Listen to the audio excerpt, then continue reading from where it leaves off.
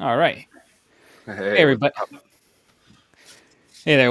Welcome, Dan, and welcome to all you viewers to Star Night Research. Let's How's it see. going, everybody? Hey, I need to work on my intro. Your intro is really cool. Thanks. I had a friend actually design that for me. Nice job. Yep. So I just wanted to bring you in today because I know it might be a couple weeks late, but recently this past month you went to New York Comic Con, and Halloween is pretty much not too far away now. Yeah, you got it. Actually, it's better this year. I always like when Halloween is a little bit further away from New York Comic Con because when it's too close, I get home and I have to set up all the decorations and get stuff ready. So it was less stressful this year. Yeah, and I gotta say, from what I saw from the with the costumes and the poster and everything, it's just like I was like, wow, that's impressive. Because like between going with Superman and Shazam, and I Yeah. think even I saw your Halloween post, like that's impressive. Yeah, we had a good time. So the advantage of New York is that I can drive there, so I don't have to actually take a plane. So I can bring as much junk as I want with me. So brought two different Supermans. I brought a Snyder Superman from Man of Steel, and I brought the Gun Superman. And for the first time, I brought Shazam, which was a lot of fun because nobody does Shazam. So that was a lot of fun. And then I surprised everybody on. We had a Halloween party last weekend, and I surprised everyone by doing the Crow. And no one has ever seen me in makeup. No one has ever seen me with a wig. So literally, we host this at my house every year. And I came downstairs and was mingling, and a bunch of people didn't even know who I was. So they were like, and then I would talk to them like, "Oh my God, Dan, it's you!" I didn't even. I was like, "Who is this tall person walking around?" So it was a lot of fun. And I think I'm going to do Eric Draven as a cosplay. So I might start doing some research and get some better clothes and stuff, and do that as a cosplay because it was a lot of fun. Yeah, cause that's what I wanted to ask. So as far as for cosplay, how long have you been doing it? I've actually only been cosplaying for a year. I started last year at New York Comic Con. It was the first time I ever cosplayed. It was the Man of Steel suit designed by Parallel Life Studios. And my girlfriend Carmen, who is a extremely well-known cosplayer who's been doing it forever, she got me to give it a go.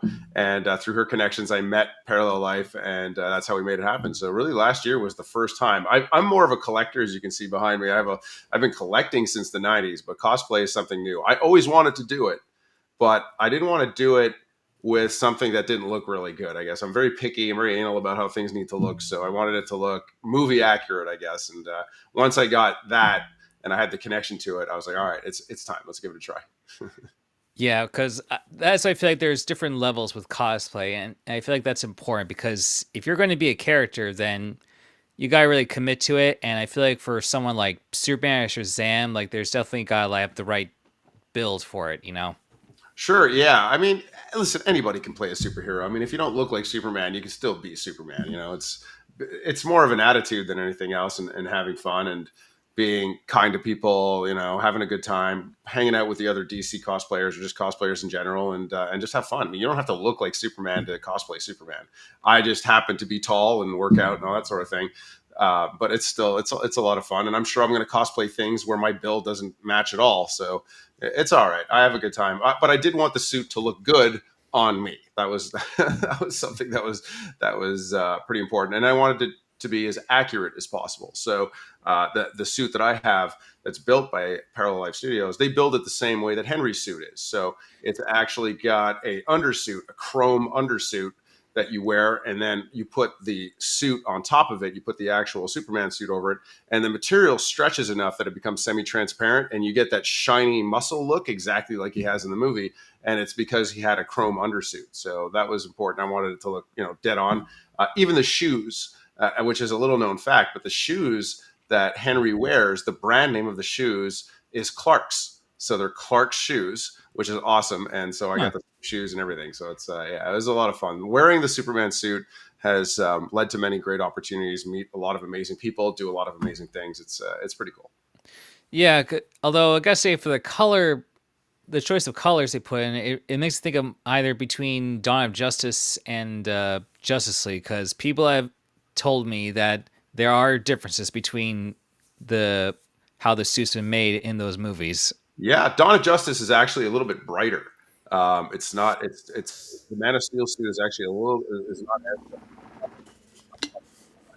Oh wait, hold on. Your mic just went off or something. I don't know. I heard a weird hissing. I don't know why my mic is giving me attitude. Let's see. How's that? Is that working? Okay. Yeah, now I can hear you. All right, I don't know. My mic is giving me attitude today. I'm not sure what's happening with it, but yeah. So the Man of Steel suit is a little bit darker. If we're not talking about the black Superman suit, obviously, the Dawn of Yeah, Justice suit is a little lighter, but it's also got some differences in the actual texture of the suit. So there's actually glyphs in the suit for Dawn of Justice, whereas on Man of Steel, it's just an even texture everywhere. There's actually glyphs like all around the bicep and everything, and then the ribbing and yeah, everything is a little bit different. And I plan on doing that suit as well. I eventually want to do all the suits, right to a Christopher Reeves suit as well. So it's just time and money, I guess. yeah. It is quite a bit, especially for I guess even between like the old school stuff. Yeah, there's some very small variations, especially between the TV shows as well. Like if you want to go Absolutely, yeah, sure. with between George Reeves, Christopher Reeve, and Dean Kane, or Dean even Cain, the sure, yeah. I don't, and the thing is, I don't want to do. I'm not getting into the movie ones. Sorry, the show ones. I'm really focusing on the movie ones. But even then, maybe I'll progress into something else. Doing Shazam was a lot of fun. So maybe the next show that I go to, and if I can only bring one suit, then maybe I'll just bring Shazam. Shazam was a great one because nobody really does Shazam, and I feel like I kind of look like Zachary, so it kind of matches. It works out. So yeah, we'll see what happens. But there's already so many movie suits that I could possibly do, and then there's people are doing comic book suits, like the torn up, shredded up Superman, and there's so many suits that you could possibly do. It's like it's almost never ending. I could have probably 100 different Superman suits if I wanted to. oh yeah, because I saw some of the posts with Super to cosplay on Instagram. Like he does a great job with the torn up Superman He suit. does an amazing job, and he is such a sweetheart. He's awesome. Honestly, all of the Superman cosplayers that you'll see pretty typically at these shows, I've now met all of them, and they are all awesome. They're all welcoming into the kind of the Superman cosplay community. They're all extremely enthusiastic about what they do. They're all awesome. I'm looking forward. I have so much content to post still from New York, and I have photos with all of them. So I can't wait to post all this content because they're awesome. Every single one of them. Yeah. Have you ever been to the Metropolis Superman Festival? No, I have not. Nope. Unfortunately, my visits kind of stick to shows that Pure Arts, which is the company I work for, the that we do collectibles.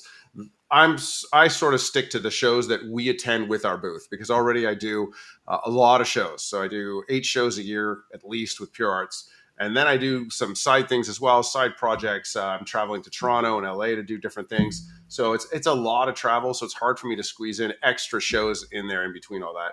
I'm going to do Orlando MegaCon next year. That'll be the first one that I do, and I would really love to do Dragon Con. That's another one I have my eye on.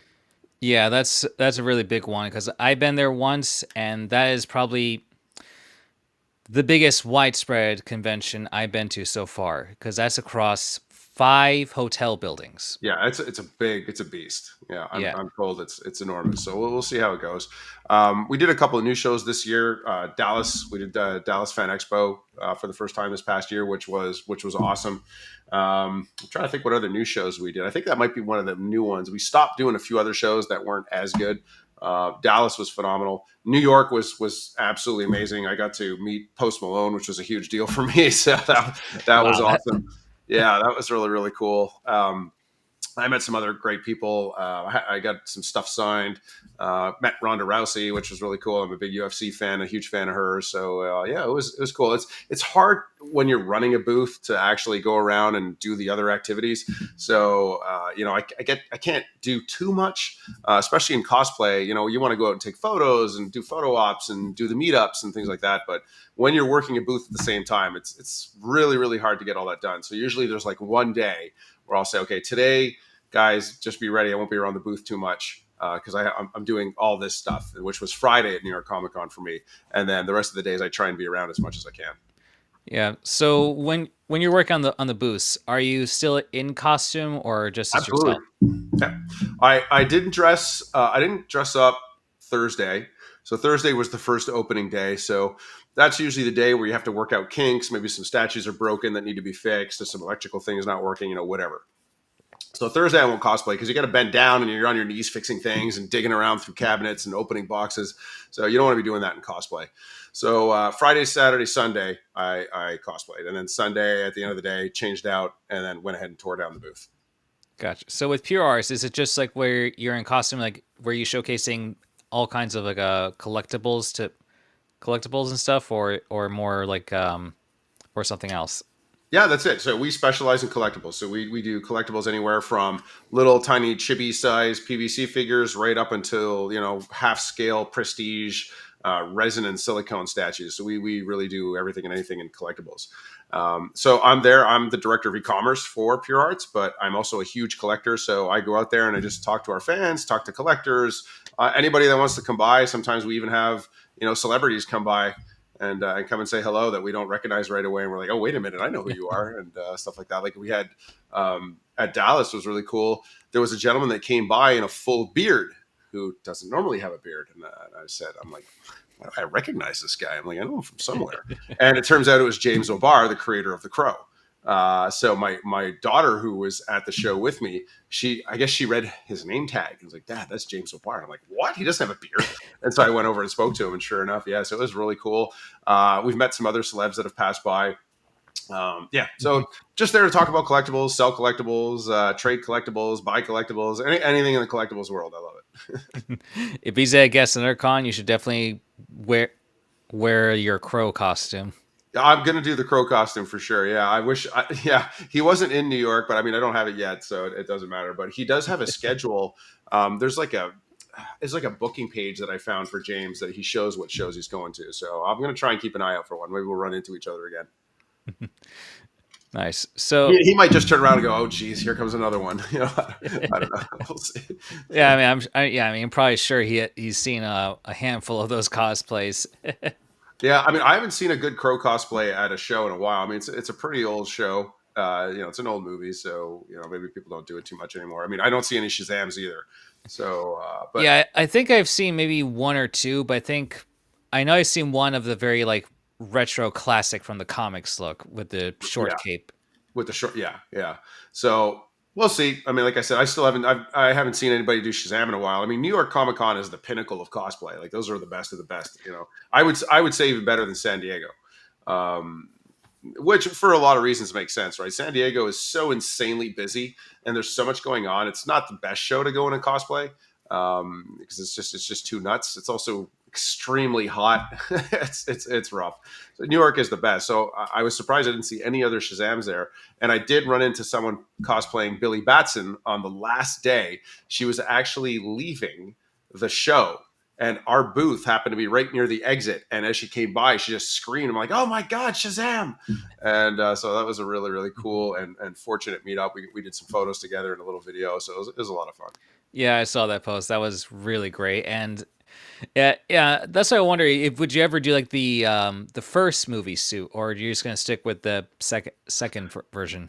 I'm going to stick with the second version. There's still stuff to do on it. The cape needs to be finished. There's a couple of other little things, little tweaks that I want to do to make it a little bit more comfortable. But I prefer the long cape versus the short hoodie cape. I don't know why. I just like the style of this one better.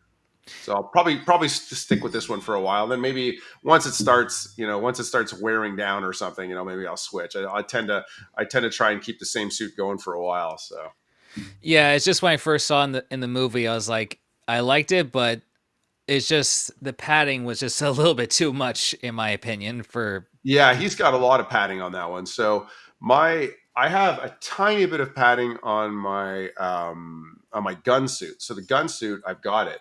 And it's just really to bring out the shoulders a little bit. You always want to have that superhero look to it. It's like I'm 6'3" and I weigh like 230 pounds. So I try to boost it up so I look more like I weigh maybe 240 pounds.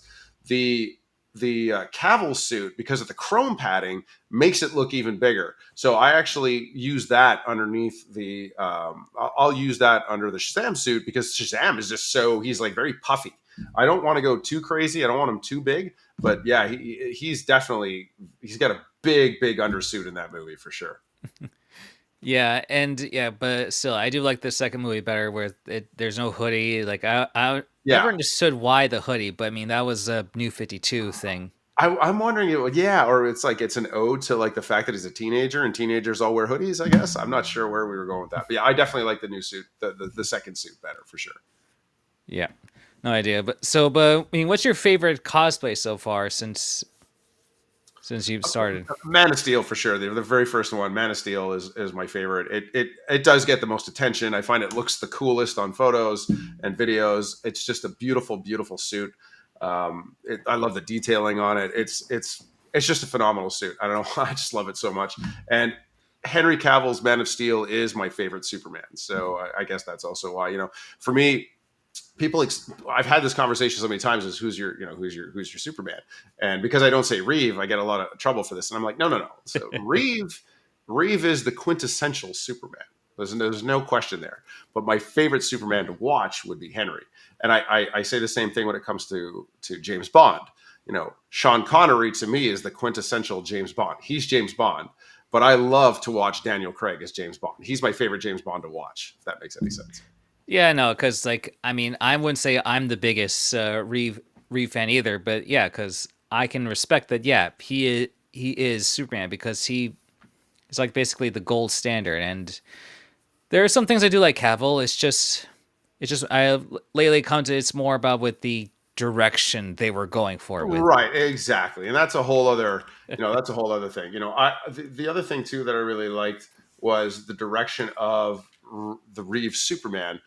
I thought he was directed and portrayed exactly how Superman should be, and I always said one of my biggest pet peeves with Henry's was I did not like how they tried to make him dark and broody. So, and I said that from the very, very first start. So, and I know now there was a lot of arguing when the gun fans were going against the Snyder fans and everyone was going crazy. Yep. You know, I didn't jump in that bandwagon, but I definitely felt from the very beginning that they made Henry too dark. I love Henry as Superman. I think he does such a phenomenal job. I love his suit.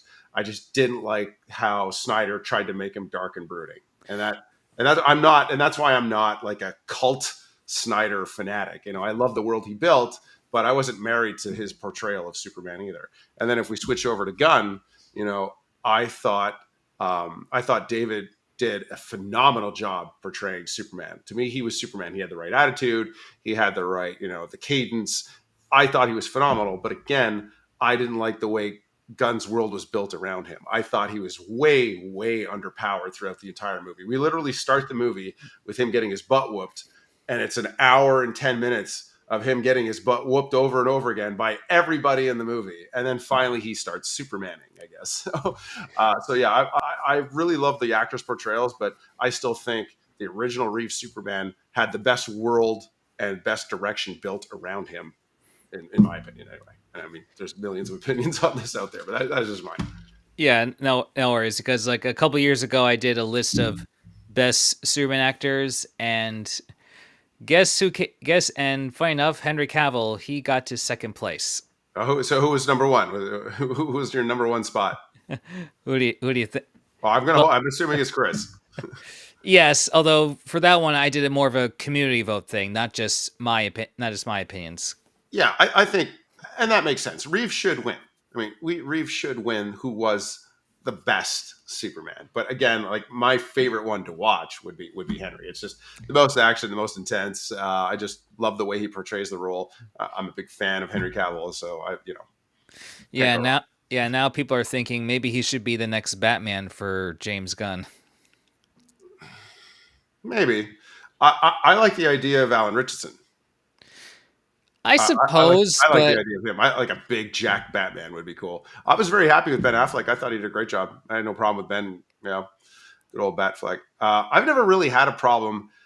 I mean, we had a little rough patch of Batmans, in the '90s or early 2000s and whatnot. But once we got out of the whole George Clooney part, I thought I've never really had a problem with any of the Batman castings.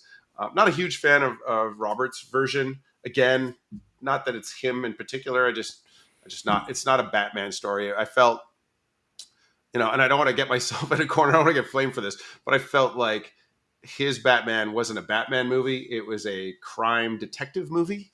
which is not why I'm watching Batman. If that makes any sense. Just again, Well, I mean, that's technically a main aspect of Batman, to be the detective mystery kind of thing. But it's just, I feel like for me, it's because, He's kind of a vigilante criminal finder, more than anything else. I mean, yeah, I mean, obviously there's some detecting work, but not boots to the ground kind of detective work. A little bit more sophisticated, a little bit more violent, I guess, is what I was, is what I'm looking for. But I mean, I still love, the original 1989 Batman. That'll always be probably one of my favorites. And when they brought him back in the Flash, it was just my favorite. If we just took the Flash movie and cut out everything except for the Batman scenes, I would be very happy. yeah, I think you're gonna be, I think, surprised when you check out, like, because I do this thing called DC December where I do like ranking all kinds of different DC stuff. You're gonna be surprised with later this year when I'm doing the movies, All right, we'll check it out. because because I that for that one I did two divisions. One of the Snyderverse movies, from pretty much from Man of Steel to Aquaman 2, and then it's one with just the rest. Got it. All right. Well, we'll see. We'll see how it goes. I'm not, I'm somebody who loves all things Superman. So I don't go too crazy. There's some people that just lost their minds about the gun and like refused to even acknowledge that there was a Superman movie directed by James Gunn. And I was like, why? It's Superman. It's kind of like Predator. So my number one love is Predators. I love the Predator franchise and Alien. But that's my big one. And there are some real stinkers out there. There's some bad Predator movies out there. But I'm happy to have a Predator movie. I mean, even a bad one. So I'm not, I don't go too crazy. And I think I have every right to, because I'm just such an obsessed Predator fan, and I've been following it since basically I'm a kid. I just love it, and I'm getting heavily invested in it, and I believe in accuracy and all that business. But you still, at the same time, it's a movie. You gotta have some fun. Yeah, the same with me, because like I don't gonna go crazy about with the Superman as much. I mean, maybe a little bit with Dawn of Justice, but that's different reasons and Yeah. stuff. But I can appreciate that. Yeah, let's, like, Uh, for DC, like, let's yeah. give other characters a shot. Sure, exactly. I mean, I will die on this hill. I think the entire concept of Batman versus Superman to be ridiculous. Completely ridiculous. Like, it doesn't make It's it. It's literally Superman just go boop like this and it's over, and then roll credits. So I've never, yeah, I wasn't a fan of Dawn of Justice, but like again, it was Superman fighting Batman. We had some fun, but not a fan of that concept very much. well, we can blame Frank Miller for that. Yeah. Hey, listen, everyone's got to take a crack at it. People were talking about doing like they want a Predator versus Marvel, like X-Men movie or something. I'm like, it doesn't even make sense, guys. Like, why would we even do something like that? It's crazy. Anyway, Yeah, and all right. yeah. No, it's cool. Yeah, I get you. And yeah, for me, like, because I had no problem with David's take on Superman. Like, initially, I guess I was a little bit 50-50 on the suit, but that's just because, yeah, I liked Henry's suit a bit better. Yeah, But once I heard an interview about like what they were going for with the suit, I was like, okay, it makes sense, because he's supposed to be a very friendly hero kind of guy, basically like a superpowered pro wrestler. So it makes sense that the costume doesn't look is not so tight or anything, that looks yeah. very kind of loose, not completely baggy. Yeah, I'm not the biggest fan of it either. And it's funny because people were talking about the whole underwear thing, and making fun of them wearing the underwear on the outside of the pants, the trunks.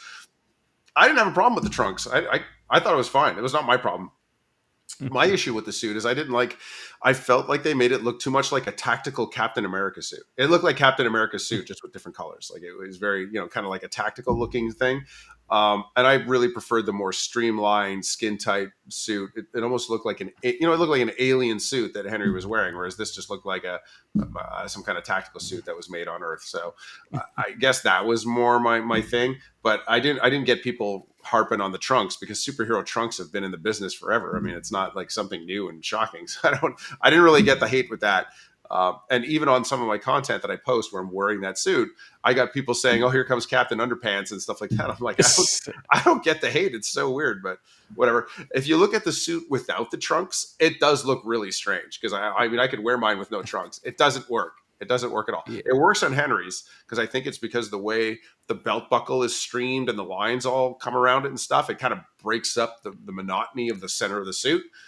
Whereas on the gun suit, if you don't do that, it looks bizarre. So the trunks work, in my opinion. The trunks work. I have no problem. Yeah, because yeah, for Cavill, it's definitely like a new 52, but not as armored. Because I think in the comics initially with the new 52 suit, it was like a very padded armor kind Yeah, of suit. yeah, So yeah. Yeah, I don't want to see that. That's okay. I'm very happy with what we've seen so far.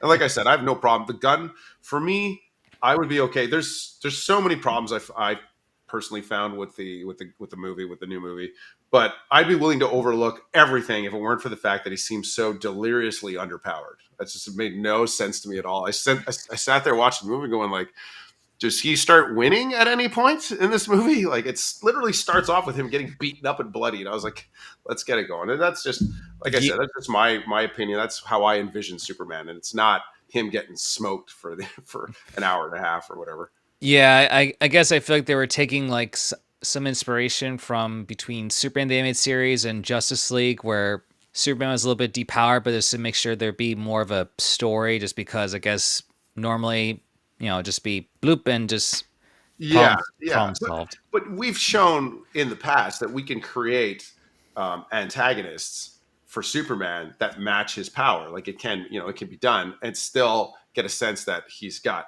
crazy power. But when they start talking about like a couple of random metahumans with their plasma guns are taking him out or keeping him down, it's just like it doesn't make any sense. And then all the secondary characters of the movie can come in and whoop the butts of these people. So by design, that means Superman is weaker than all of the secondary characters in the movie. That was how I was processing it. I was like, it doesn't, it doesn't. Yeah, Happen to me, but yeah, I would have gone whatever. like middle ground or something, because I like to Yeah, think that maybe like for Superman, like how he like sets his I guess power level. I guess it just depends on like what he views as a threat. Not to mention, though, I do like the fact that this one definitely cares about public safety. yeah. It was funny but I mean, like saving the squirrel and stuff. Like I don't know, that was kind of gun humor. But I liked, yeah, I do like this aspect of him, but I feel like they could amp him up just a little bit, and it would be I would probably enjoy it a little bit more.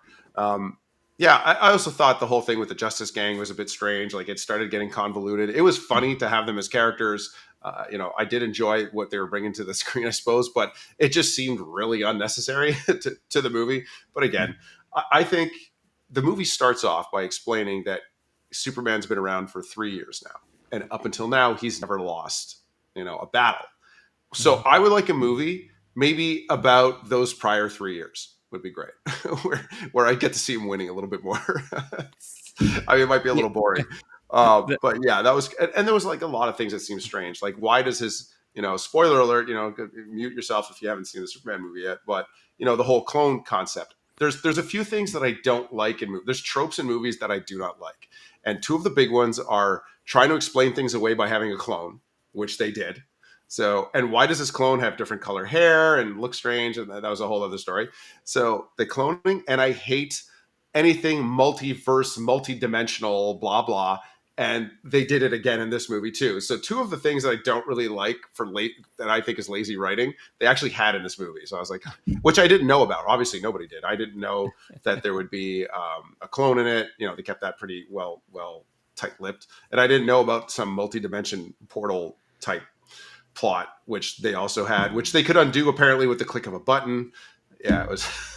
well, I guess I never thought it was a multiverse thing. Just mostly like a pocket dimension. It's Well, basically pocket dimensions, yeah. Anything along those type of lines where there's alternate dimensions or alternate universes that they can jump between.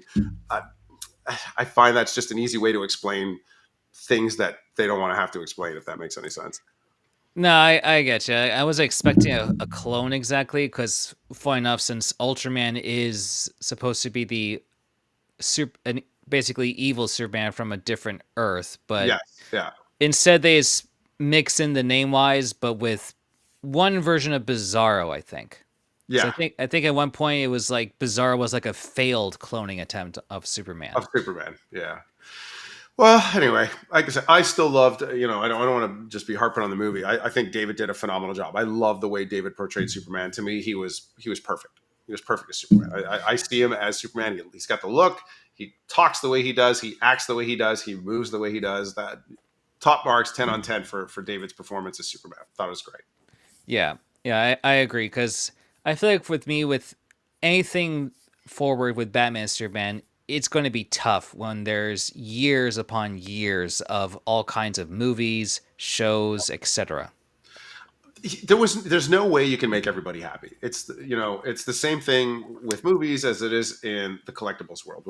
As a collectibles producer, we try to create appealing collectibles that everyone will like. But one of the main things you need to make sure you understand when you launch a collectible is that you cannot make everybody happy. It's literally impossible. So we hope that we can make a slightly more than half of our audience happy, and if the rest don't like it, well, unfortunately we can't we can't make everything perfect. And I mean, it's not easy too, and I imagine making a movie is the same way. This thing is your baby. You have a vision.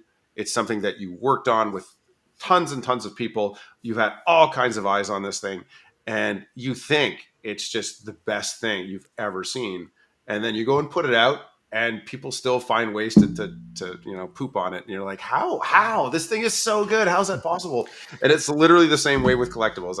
There's a couple of collectibles that I can think of where, it was a baby for me. It was just like, this is the coolest thing ever. I really got picky about our marketing materials and the photos that were taken. And I was so pumped up. And I'm like, people are going to lose their minds when they see this. We're all going to be millionaires when we sell this thing. Maybe not that bad. Nobody's a millionaire in the collectible business. And we launch it. And all of a sudden, you've got people like tearing it apart. It's like, what? How could you be tearing this apart? It's so good. So it's just the way it is. Yeah, it's I like to think of just the whole like one man's trash and everyone's treasure kind of thing. Yeah, yeah, yeah. Um, it But also helps for people to see things in person or from a different perspective, which is why we do all the shows in the first place.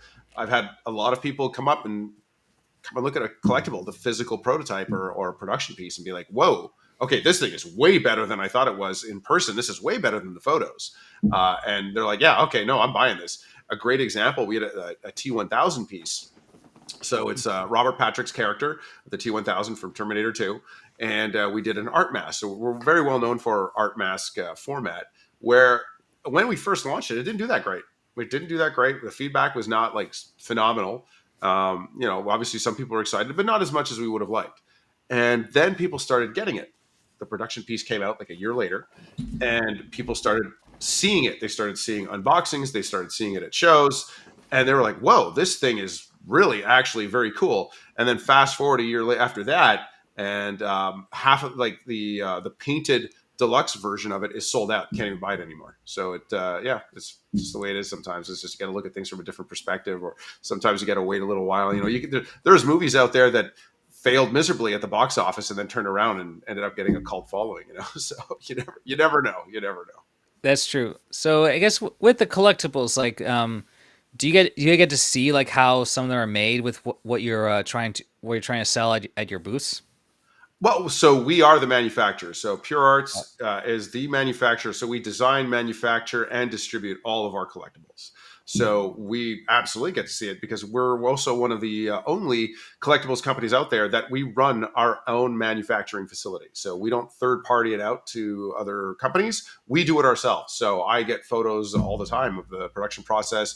I get to see when the 3D models are being formed. Absolutely, I get to see all that. So it's really cool. It's a very, very cool process. Frustrating sometimes, but also very cool.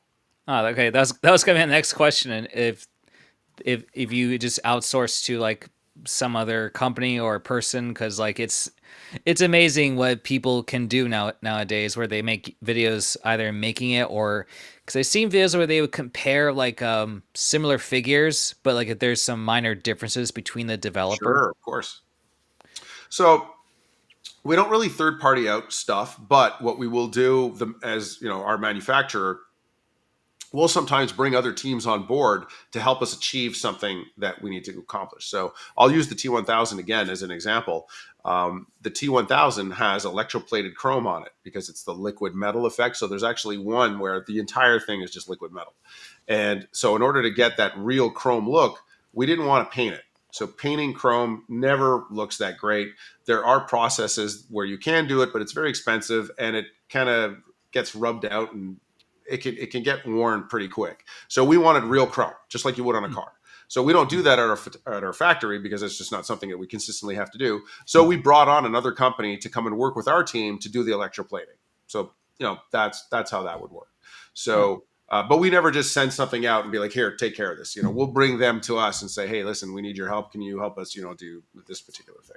Yeah. We also brought in a chemist to create a custom type of material in order for us to build our Batman art mask. So we have a 1989 Batman, we've got a Flash Batman, and there's more coming. We've got a Catwoman art mask and a bunch of stuff, and they're all made from a material. So when you touch and feel the mask, it feels like a latex or a rubber prop, but it's not made out of latex or rubber, which is organic and degrades over time. It's actually made out of the same material that a vinyl siding on your house is based off of, which of course is made to survive a lifetime outside. So imagine your protected collectible that you keep indoors in temperature controlled rooms with no sunlight. So it'll last forever. So we'll bring in experts like that to do stuff Hmm. and special projects like that. So yeah, that's how All that right, works. that's pretty cool. And I guess you go for the collectibles. It could be anything, whether it be like from Terminator, DC, Marvel, like. So it depends. We obviously have to have licenses, right? So everything we do is licensed. We actually have two businesses. We have a business where we do manufacturing, where a company, let's pretend Ubisoft comes up to us and says, "Hey, we've got a game launching. We want to make 30,000 collector editions to sell. We'll sell it Mhm. ourselves. We just need you to make it." So at that point, we don't need the license. We just need their permission, their work order, and as long as they're the license holder, we'll produce it to them. We make them. We make the 30,000 units. Here's how much it costs each. Ship it off. There you go. Enjoy. Then there's the licensing side. That's where I come in. That's what my team does. We take care of licensed stuff. So that's where we approach somebody and say, hey, look, we'll go up to company XYZ and say, hey, look, we love your brand. Let's pretend we go to CDPR and we say, hey, we love cyberpunk. We believe in cyberpunk. We think if we made a cyberpunk figure, we would sell a ton of it. We would like to do it. How much would it cost?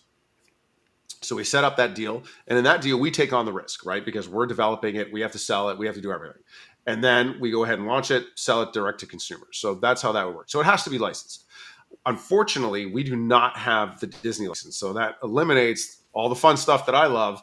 That eliminates Predator, Alien, Marvel, all that stuff. So we don't have that license. So we do have DC because we have Warner.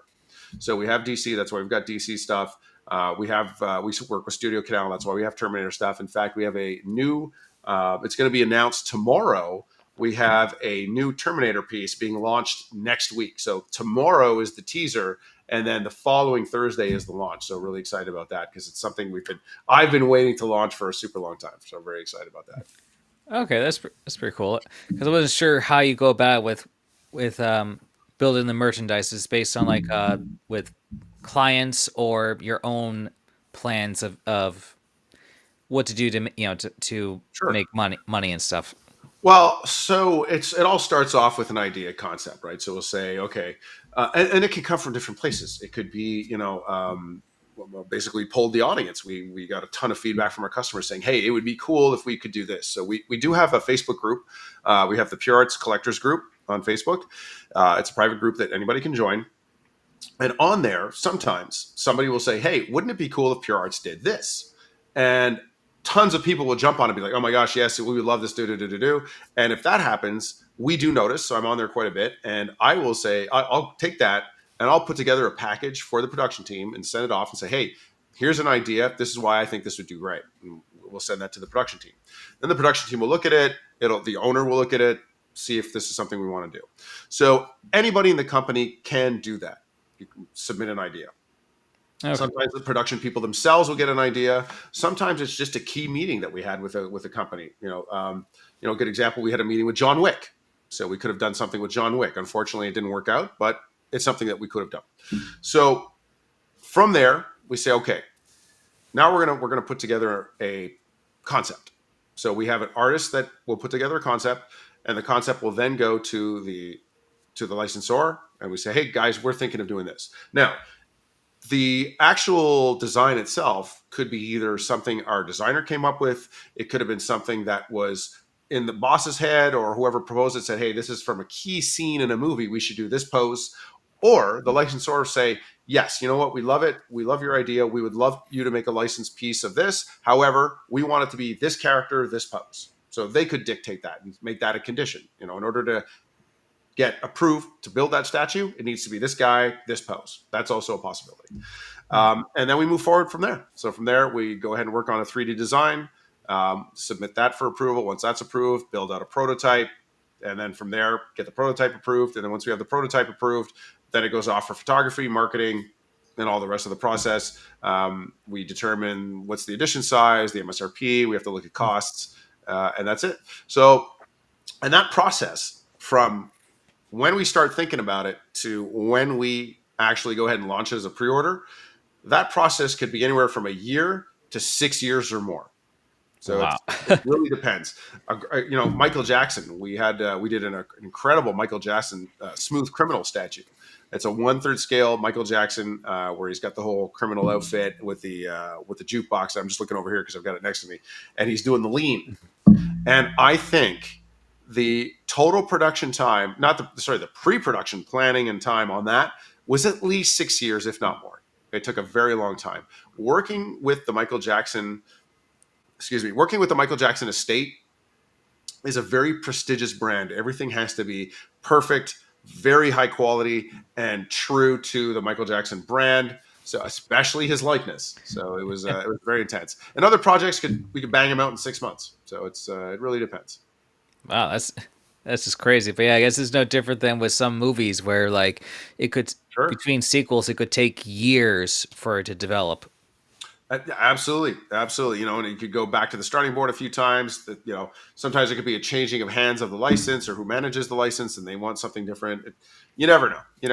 It also depends. Sometimes the licensor will come in and say, "Hey, look, we've got this movie coming out next year. We want these ready to go for the movie. We have to bang this out." And at that point, we can't afford to be too picky. We got to make sure we get this done. So it's easier to work with somebody like that. Whereas if someone says, "Look, I want this to be perfect in every possible way, and I don't care how long it takes," well, then it can drag on and on.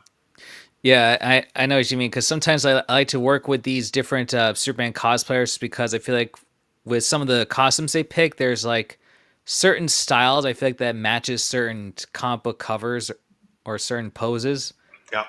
Like for Super to cosplay, like with doing the Doomsday torn up look, like that's just perfect for Death of Superman. Yeah, exactly. Or like with you with Henry Cavill, because he doesn't do the little cowlick He hair doesn't thing. do the little curl. No, exactly. He just has like a little bit of a little swoop kind of falling down. Yeah, exactly. Yeah, I think the My, only time my it was hair is shown, straight. Mine is so hard to do curls because I'm going to do Reeve at some point. I'm going to have to get the curling iron and get my girlfriend to like try and hook that up because I don't have curly hair. yeah, because I meant when I said it on Instagram where I felt like you like I would say like you look better as Shazam than Zachary Levi, because I mean for one I think because I think like I guess for like you I guess I'm picky with some things. I feel like for some actors they have to look kind of younger, and I feel like for Zachary he was definitely getting a bit older, I think. Yeah, well, we all are, unfortunately. I mean, I am not young at all. It's funny because we did a post about cosplaying over 30, and it was people like with their sore back and sore shoulders and stuff like that. And I had a lot of people comment saying you're barely out of your 30s or something like that. And I'm like, I am way past 30, so it's But again, you gotta love what you're gonna do, and you can't go too crazy trying to look exactly like the character. If you do that, you'll never play the character.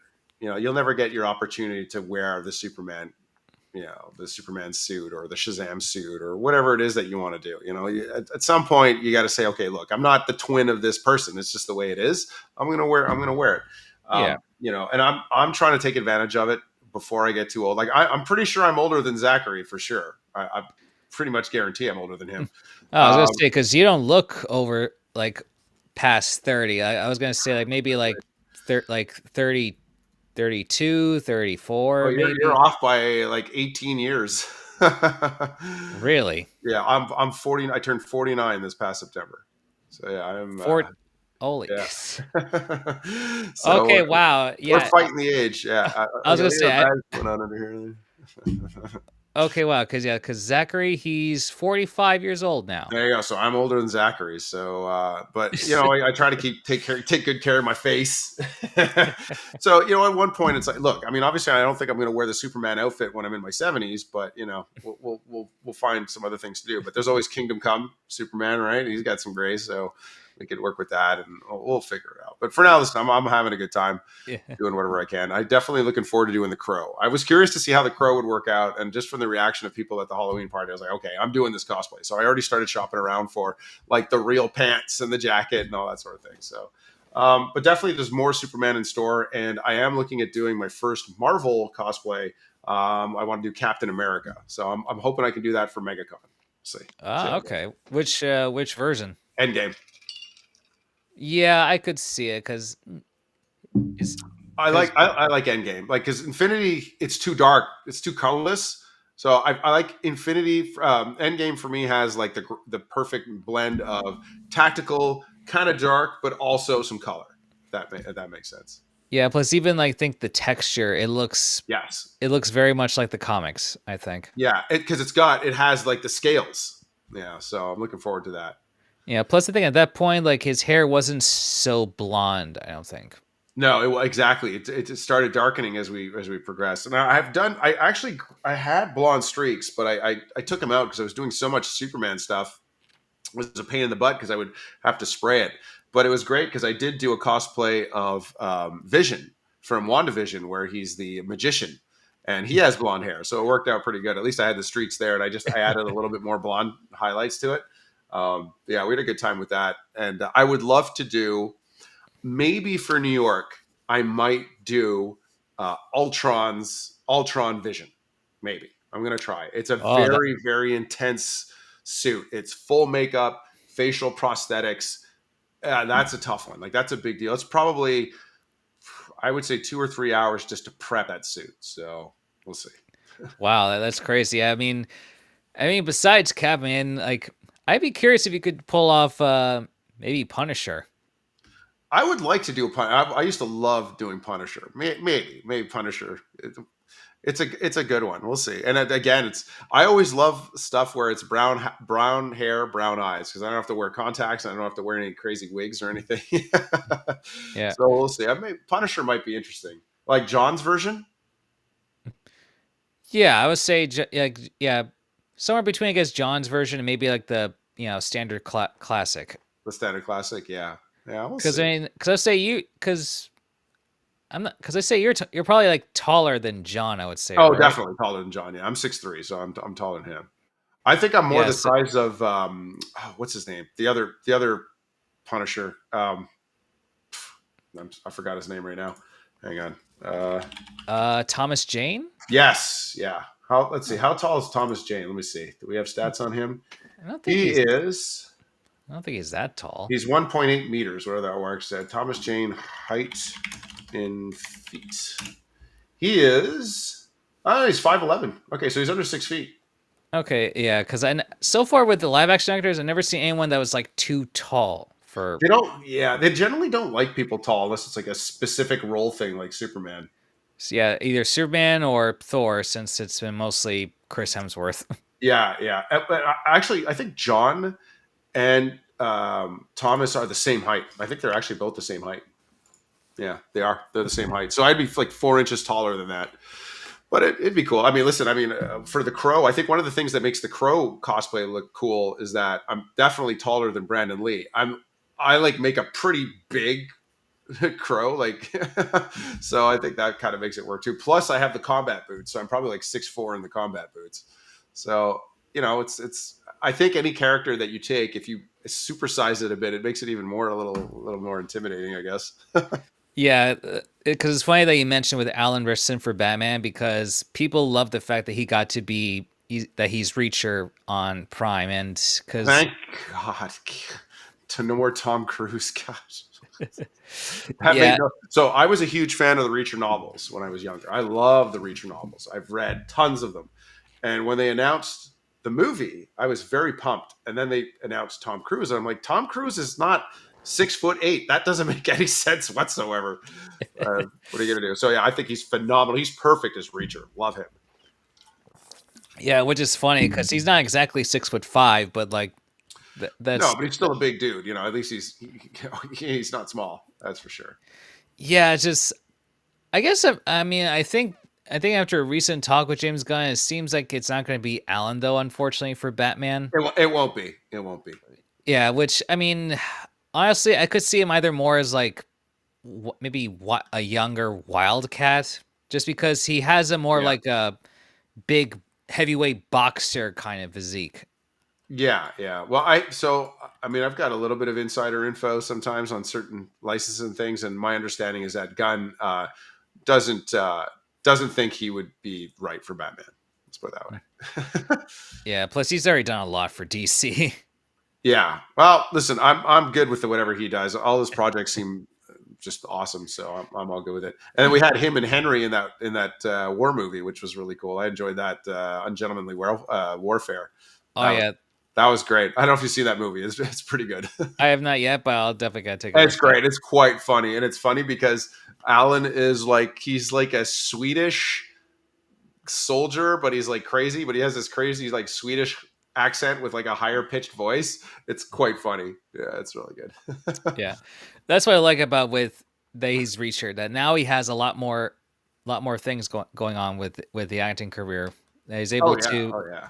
stand up more. Because, but it's funny enough. Before Reacher, I think I've seen like fan arts whether he be at I think one as Superman or a couple as Shazam.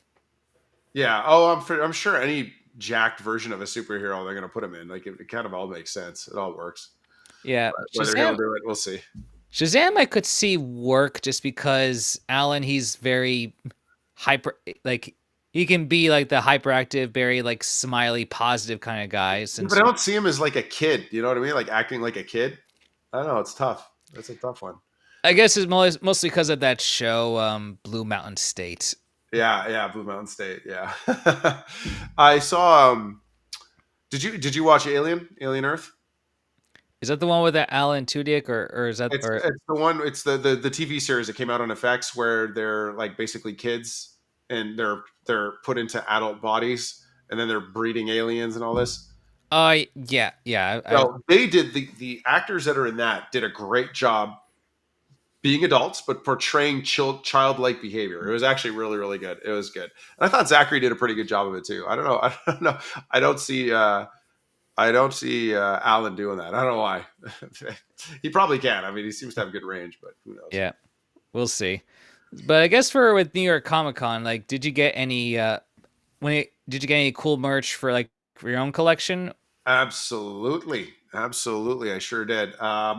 So, like I said, the big highlight for me was that I got to meet Post Malone, who I adore. I'm a huge Post Malone fan. I have a sunflower tattoo right here based on one of his songs and stuff like that. So I do love Posty, and I did get the opportunity to meet him at the Vault Comics booth when he surprised everyone there, and I got him to sign my hat, which was really cool. I had one of his Posty Co hats that he did with another company, a collab. I had it with me, so I got that signed. I got a big rig, one of the big rigs they were selling at the big rig booth, which is his comic. I got that signed. I got him to sign. I got two signed big rig first edition comics that I then dropped off to CGC to go get those graded.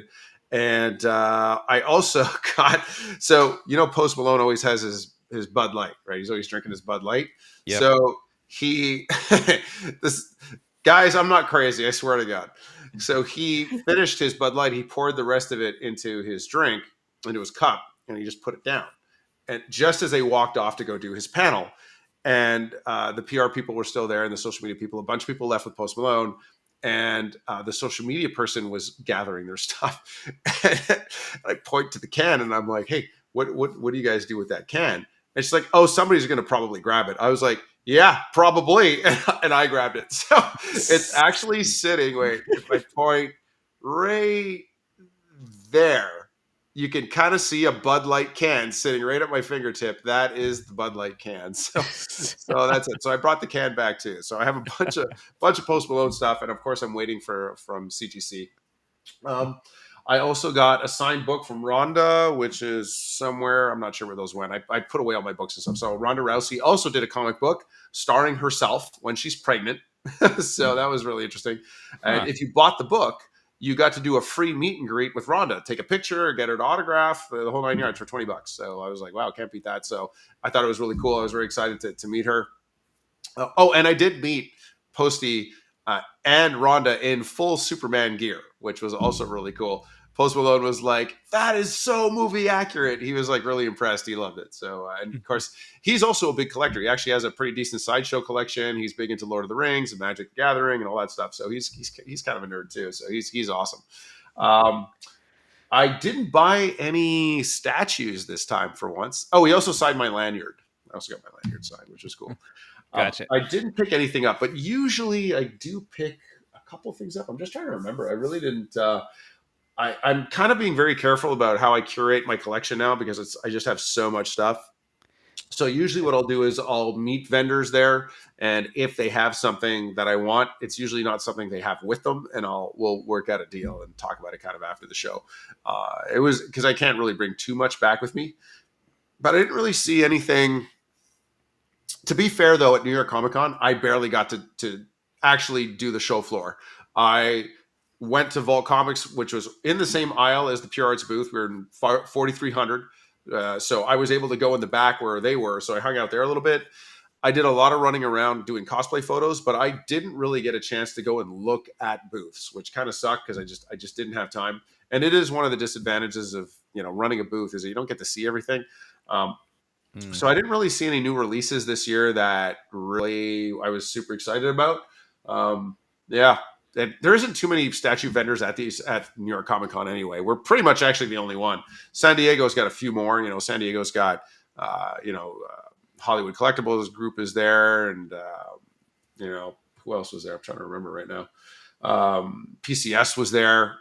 Really excited about their half scale Ninja Turtle that they're doing. They got a Raphael coming. Iron Studios was there, so there were a bunch there. But in New York, not so many. It's more third party vendors.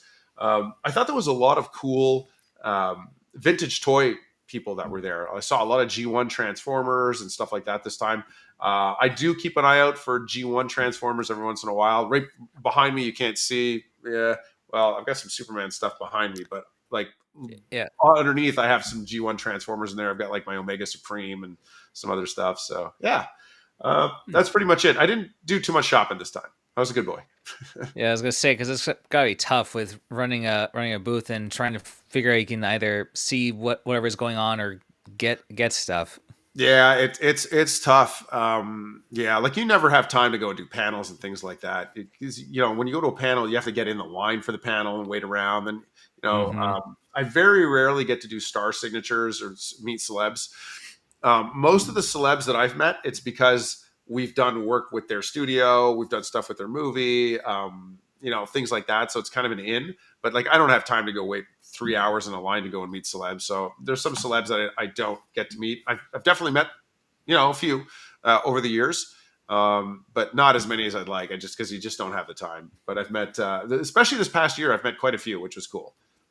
Some really really nice people. John Reese Davies. Gimli and Sala from Indiana Jones, which is that's how I know him. I know him as Sala. Yeah. And some other actors and things like that. So it's been, it's always cool to meet them. They're all very, very sweet. I've never really met an actor that I didn't like. I'm trying to remember. Ian White, met him too. He was really cool.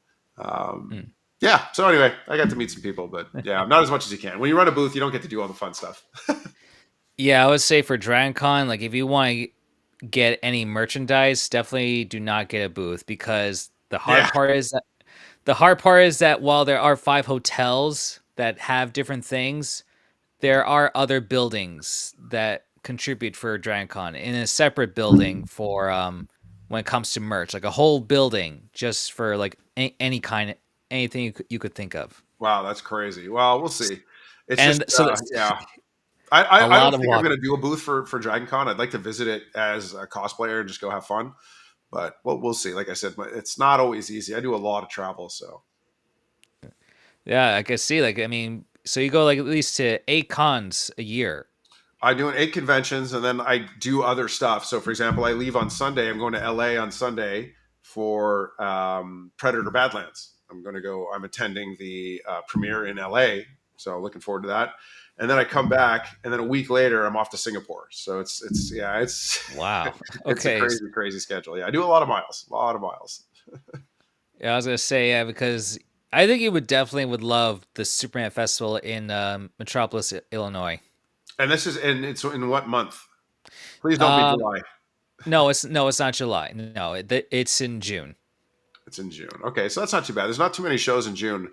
It's sort of there's shows that are like March, April, and then there's a little bit of a break, and then July till the end of the year is nuts. That's kind of the way it goes. So June is actually maybe, and it's in Illinois. It's not too far. Probably pretty cheap flights. I'll have to check it out. Yeah, because I mean, you might have to do a connecting flight because there is a close airport, but it's very small, like in the state next to it. But like Okay. we're talking like very like close to the borderline where the Yeah, airport. it's exactly like StatueCon. So I go to StatueCon, which is at Collector Zone. It's a big store in Michigan, but the closest airport is actually in Deerfield. So you actually land on in another state and you just cross over like 30 minutes. Yeah, pretty much. And the best part is that for the festival, like there's no tickets just to get in. It's free for anyone that wants to come in. It just costs. There's a cost, but only I guess if you want to be if you want to get some perks and stuff. Like Got it. Okay. it's kind of like a donation thing where I guess like if you donate 150, then you get some tickets if you want to meet some of the guests they have, and Okay. which usually it's Superman related shows. Like if you And want does like everyone? They'll do a lot of people cosplay at this show. yeah, there's some good cosplayers like not just Superman related cosplays, but usually like other like from DC or Marvel or Nice. I'll check it out. I'll try. It's just like I said. It's I have a lot of other passions that I love to do. I love motorcycle riding. I love fishing. I have a bunch of stuff that I do, and it's like ever since cosplaying and getting back into the collecting community, it ain't happening. I barely have time to do anything anymore. It's just crazy. Like I had so many plans for this summer and renovations I want to do, and I don't know where the time goes. It's just nuts. I'm editing a video tonight. I'm reviewing a Berserker Predator. You can from Prime One. You can actually see you can see a Prime One Predator right there, and there's more all along the cases here on the wall. So I'm going to edit that, and then so we're going to have this interview, and then as soon as we're done, I go jump back on that, and hopefully go to bed not too late, and then more action tomorrow, getting ready for our Terminator release. nice. I was gonna say because I guess that's not your whole collection in that room, is it? These would be my so I used to collect an insane amount of stuff. So I used to be I had the biggest Predator collection in North America. I was very well known for Predator collections. I used to run a site called predatorstuff.com that was literally a giant catalog of every Predator collectible ever made, licensed and unlicensed. And I had over 2,400 pieces in my collection. It was in my house. It was in storage. It was just everywhere. It was crazy. And then in 2009, I got divorced and had to get rid of everything. And I decided, about 2 years ago, I was like, you know what? I'm starting to, no, 3 years ago now, I was like, you know what? I'm starting to see some amazing evolution in the collection industry. I'm seeing silicone heads with glass eyes and hand punched hair and incredible details and a very, very high quality. I'd like to start collecting again.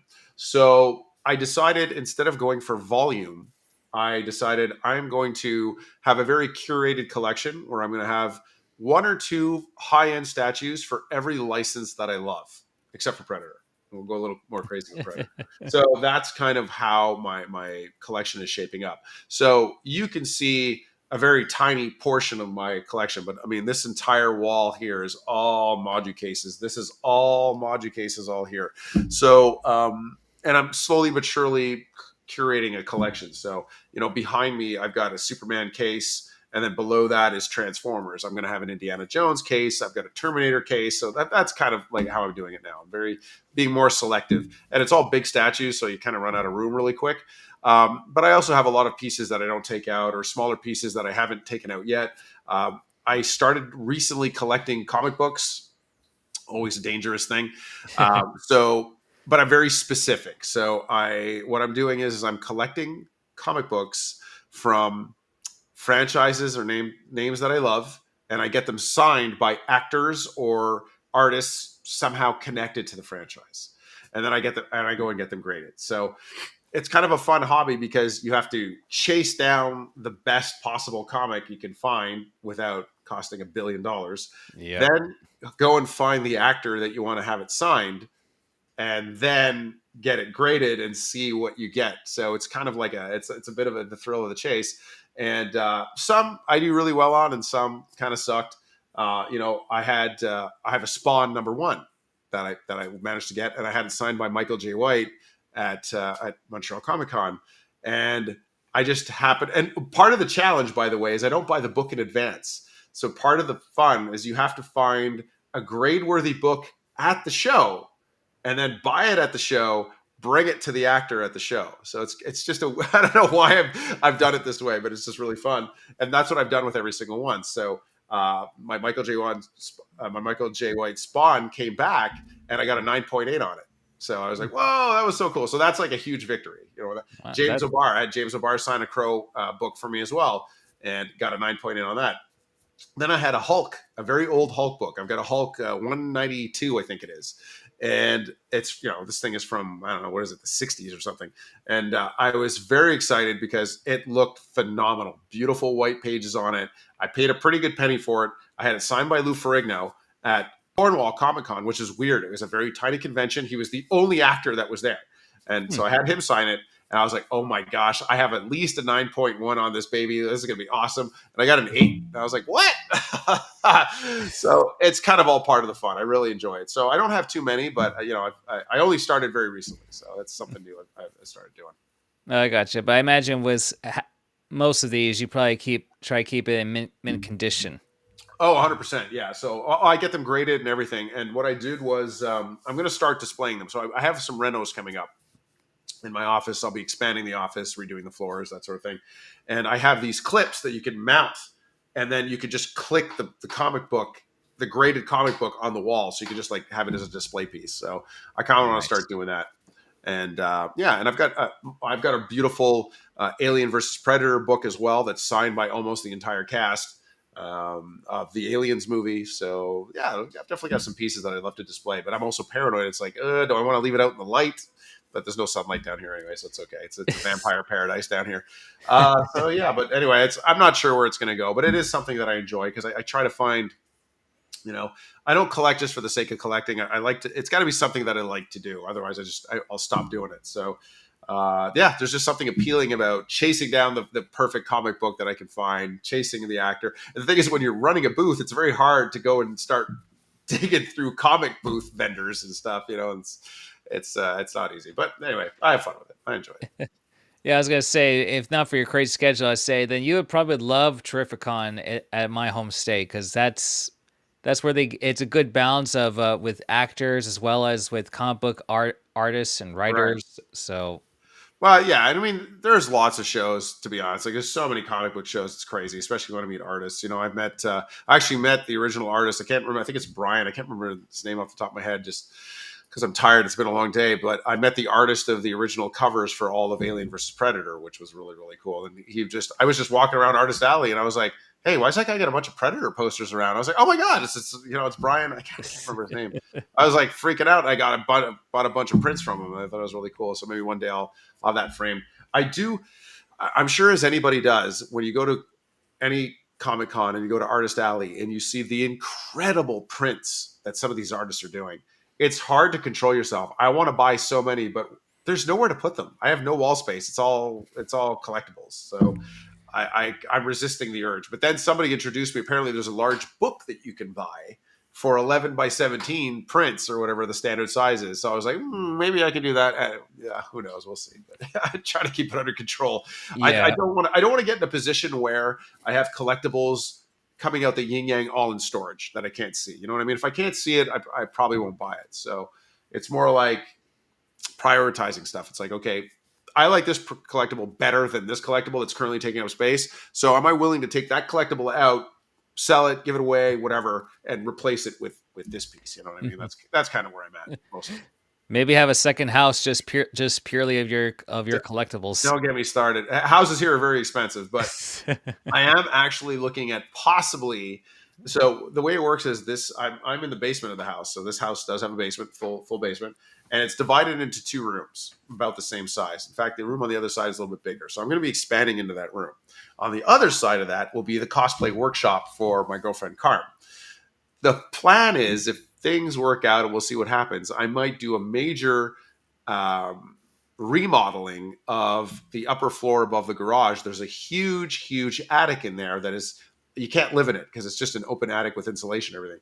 The prayer is to maybe renovate that to turn it into a room. That becomes her workshop, and then I take over the entire basement, and I just double my collecting space. So that's something.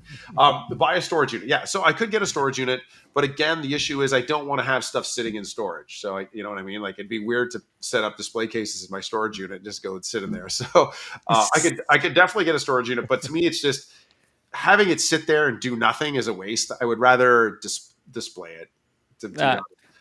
No, I gotcha. Yeah, but so I guess during the time of New York Comic Con, I guess you didn't get to see like any panels or any upcoming trailers. The only panel I got to see was the Big Rig panel with Post Malone and Vault. It was the only one that I even had time to go and see. And it was cool because Michael Bay tuned in and told us that they were working on a Big Rig motion picture, which is actually pretty cool. So that was pretty much the only thing I got to see. I didn't get to see anything else, unfortunately. I'm sure there was lots of really cool announcements, but yeah, I just did not have time. Did you hear about anything cool? Was there anything that you liked? I think I saw they did a trailer for X-Men '97 season 2. So far has not been like, I think it was like a camera recording. So because I don't think it's been like fully uploaded on YouTube. I think officially from them. So Okay. I don't know if you saw it when it came out. I think it was last year, but No. it's a great series because if it really respects X-Men what they're doing, especially if you watch the '90s cartoon. Oh, sorry. Yeah. X-Men. I said, yeah, I did. Yeah. That was a heartbreaker. Actually, I'm still hurting over what happened in that season. Are we getting it? So when's the next season coming out? Season 2 is going to come out either next spring or summer. Okay. All right. Cool. Yeah. I don't know if we're allowed to talk in spoilers, but that season 1 broke my heart. Not gonna lie. And I actually met AJ a couple of times. I got him to sign a book for me as well. So I actually have the book 1 of the '97 series that the cartoon the cartoon show was actually based off of. And I had AJ and a bunch of actors sign there because they did several shows at the same time. AJ is the voice actor for Gambit. They had several shows where they had all the X-Men actors just hanging out. Yeah, that was the death of Gambit. That hurt. That hurt. So I don't know. There better be some miracles in season 2. That's all I gotta say. Because that was a heartbreaker. Oof. And then we had Magneto's sexy onesie Magneto in there too. That was great. I loved it. That was my one issue is like, what are they gonna do with Magneto? Just capture him or just let Sinister experiment him? I feel like why capture him or make sure he was alive? Like, yeah, I guess we'll find out. I got a few questions. I guess we're just gonna have to find out and see what happens in season 2. I'm looking forward. I feel like it's been forever since it came out. So I don't know what's taking so long. Animation is a long process. Yeah, I suppose. Yeah, I suppose that's true. And I don't even watch that much TV. I don't have time, as you can imagine, with my schedule. So I barely watch. I watch movies, but I really don't watch TV series. It's extremely rare. But yeah, X-Men will get my viewing time somehow. I'll get it in there. I'll watch like anything that's like Game of Thrones related. And that's probably about it. Even though Game of Thrones final season left me kind of bleeding openly. But yeah, I'm still a bitter fan. But yeah, but House of the Dragon, I love it. So. So I try like any TV season where it's the old style where it's like 28 episodes or whatever. I don't watch it. I don't have time. But any series where it's 8 episodes, I can usually squeeze that in. Yeah, I mean, yeah, because honestly, I actually don't mind that now because I mean it's funny how back then it was always going to be like 20ish episodes a season, Yeah, and but 10 or 9, like I guess that works. That way, it cuts out the filler and stuff. yeah. That's it. Could trim the fat. That's right. Yeah, exactly.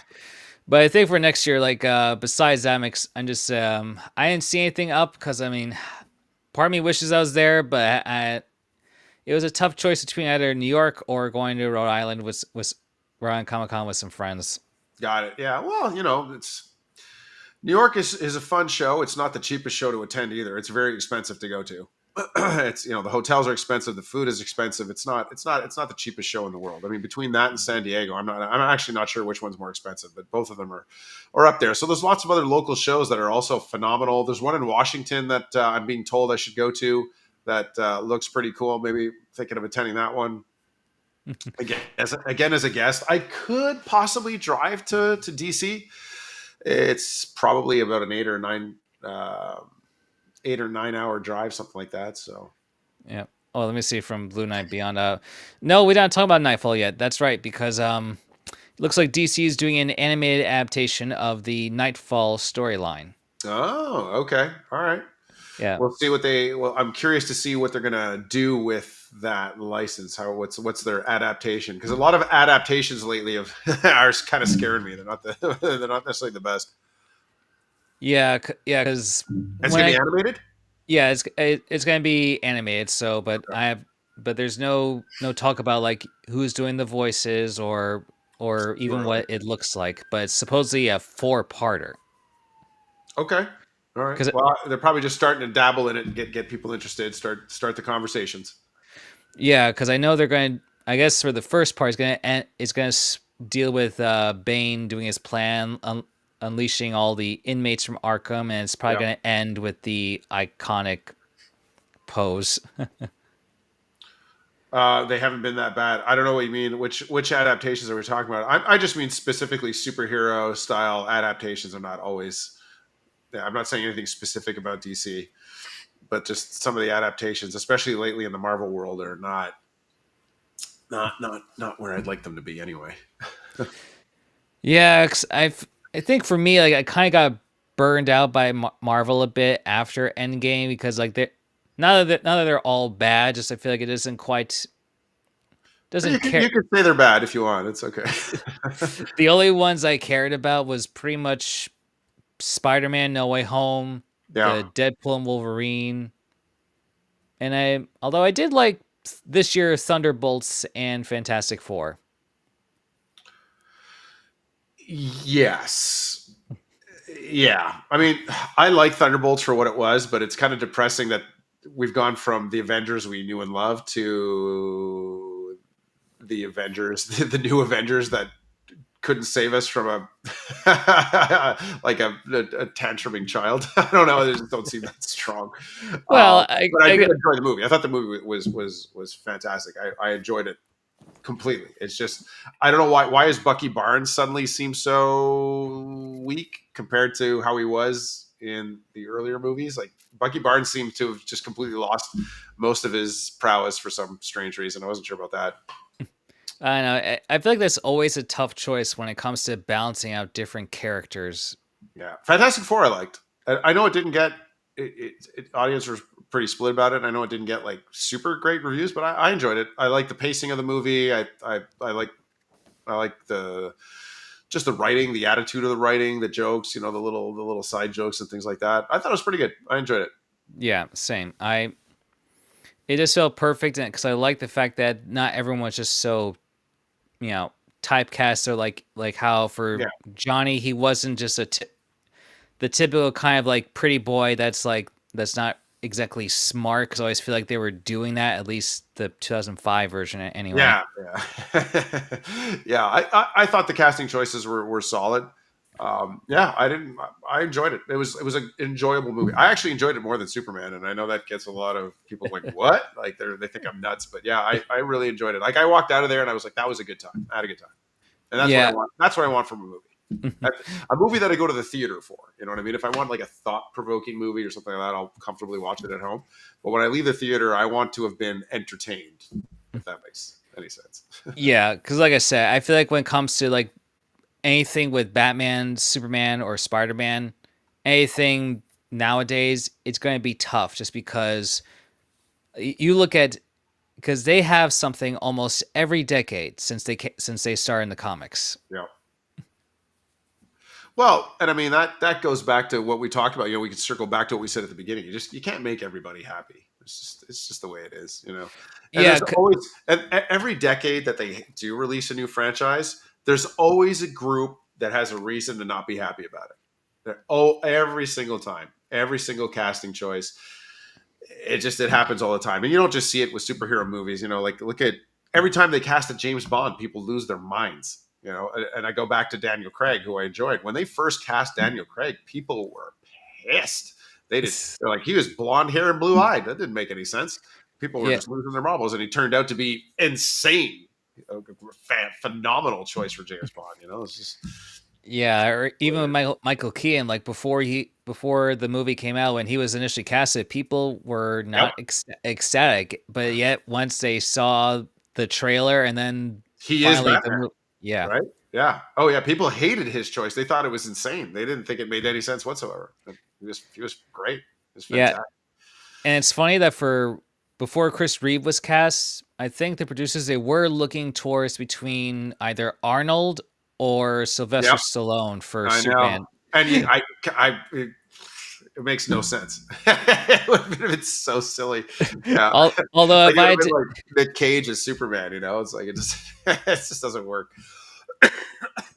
Even though it just, they did throw him a soft pitch in the latest movie, which was fun to see. It was fun to see.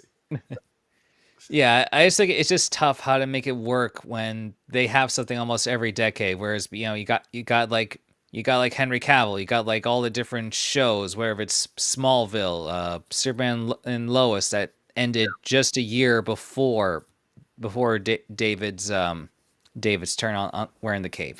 Yeah, yeah, absolutely. And at least you know what? I'm happy because I wouldn't want. This is not something I want to go away. I'll always appreciate new takes and new content on Superman. Even when people were going crazy about the gun Superman and we want Snyder back and all that, I was just excited we had Superman. You know, it goes back to what we were saying before. It's like, you know, every time there's a Predator movie announced, I'm just happy there's a Predator movie and nobody just put it on a shelf somewhere and said we're never touching this franchise again. So I'm happy.